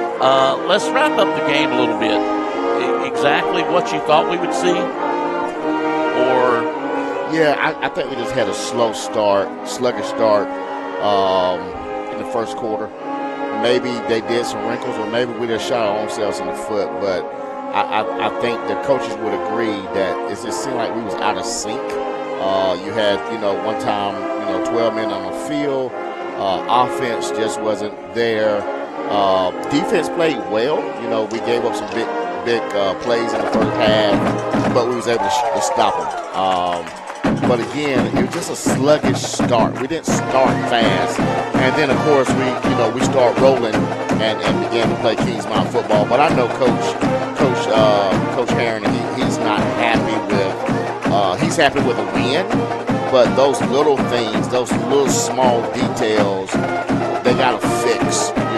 As we get closer to better teams, as we get closer to the playoffs, we've got to fix those little small things that can come back and haunt us in a big game or in a fourth-round playoff game. Well, guys, we go. We're 6-0. We will be on the road next week to South Point, which is they're having a barn burner in Crest tonight. A basketball game with South Point and Crest. So we will go to South Point next week and fight with the Red Raiders. Of course, this will be the first time, I believe, that Coach Herron has seen their type of offense. They run that red bone that's a little bit different, than a normal triple option. Right. It is, but I'll tell you, it's very, very, very similar to what they used to run at Clover with Coach, Jet Turner, who was there, and they were really, really good. And so Coach Carroll and Coach Herron have gone against it before, so it'll be interesting. They'll be ready. They'll be ready. Mountaineers lead in this game 49-7. We'll take another break. We'll see if we can get a word from Coach Straight Herron, and we'll close out this ball game. Stay with us. We'll have more Mountaineer football right after this. The Mountaineer football broadcast is brought to you by Brittany Austin and Hewlett Realty, Flooring America,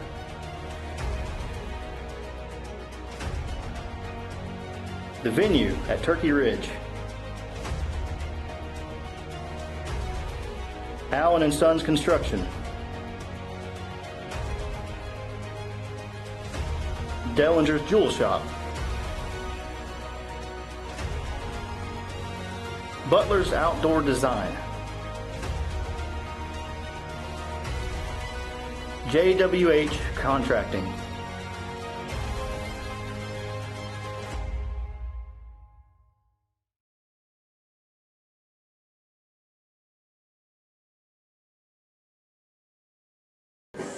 Back here live, John Gamble Stadium. Jeff, are you able to get with the coach? I am. I'm here. Let's move up a little bit. All right. Coach, I saw that smile when you heard the Buffett song. Share about that. I've been listening to Buffett since I was 12 years old. My brother was about 8 years older than me. He had Buffett albums, and the first time I heard it, I was like, "That's my music." So I've seen him over 30 times in concert, and with him passing away last week, I asked I asked them to play Above It song for me at least once every game. So hopefully when we're at home, we'll get to hear it. Ask and you shall receive. Listen, hard-fought win. We go to 6-0. You're moving a lot of players around. Obviously, share about being dinged up. Share about the victory tonight before we talk about South Point. The thing is, we have guys that are dinged up, and so you got to use guys on both sides of the ball. So we try to stay away. Just don't have to do a great job of learning both sides, and it takes time in order for it to come toward us, Jeff. Yeah, come toward us, Jeff. Toward us, Jeff. We're gonna move. Yeah. Get closer. A lot of interference. All right, is that better? Yeah, the first quarter we lost the field position battle, and then once we had a couple of big plays, we got back where we needed to be. But I was proud of what we did.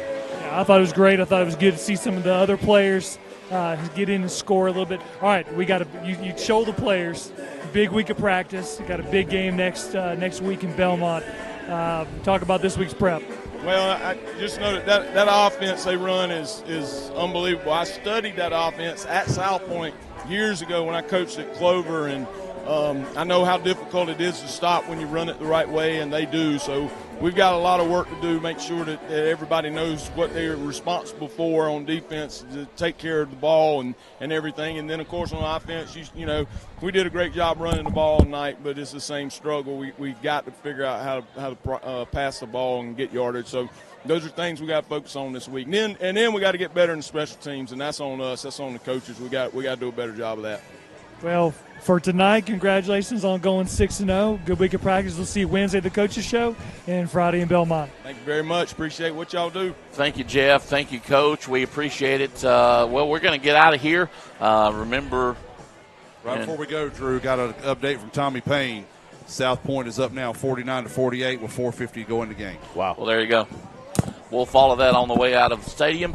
Thank you so much for all of our sponsors. We want to thank Big E, the original Big E, and catered events, church socials. It doesn't matter. He'll do it all. Call him 704-734-7634. That's 704-734-7634. Thank you so much for joining us tonight. We want to thank all of our sponsors. We want to thank all of our camera operators, Deanna, the guys up top, Mike Gann, Tommy Pardo, Craig Short, Lamont Littlejohn, Jeff Johnson, Greg Schul, my son A.J. Fulton, the entire coaching staff, the A.D. Matt Bridges, David Marie Brinkley, the Kings Mountain Touchdown Club. We want to especially thank all of our spouses for giving us the opportunity to come out here. That's right. And covering this. Thank you so much for joining us. Mountaineers walk away 49-7. We'll go into Belmont next week to face the Red Raiders. Make sure you check into Facebook and see about our broadcast. But if you can, try to get to Belmont to support these Mountaineers. Thank you so much for joining us. You have a safe weekend, and we'll see you Wednesday night at the Coaches Show. Y'all have a good evening. The Mountaineer Football broadcast is brought to you by Brittany Austin and Hewitt Realty, Flooring America,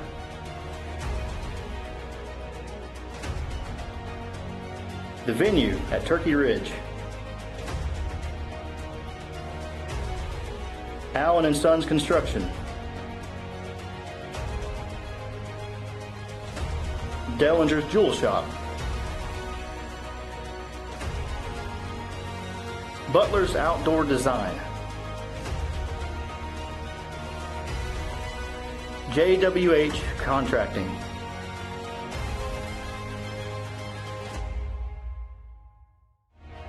the Mountaineer Football broadcast is brought to you by Gutter Guys, Innovative Pool Designs,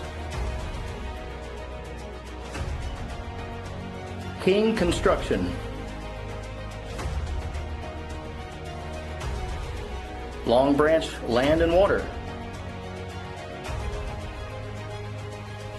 Christie Sellers with Allen Tate Realtors, Lickety Loos,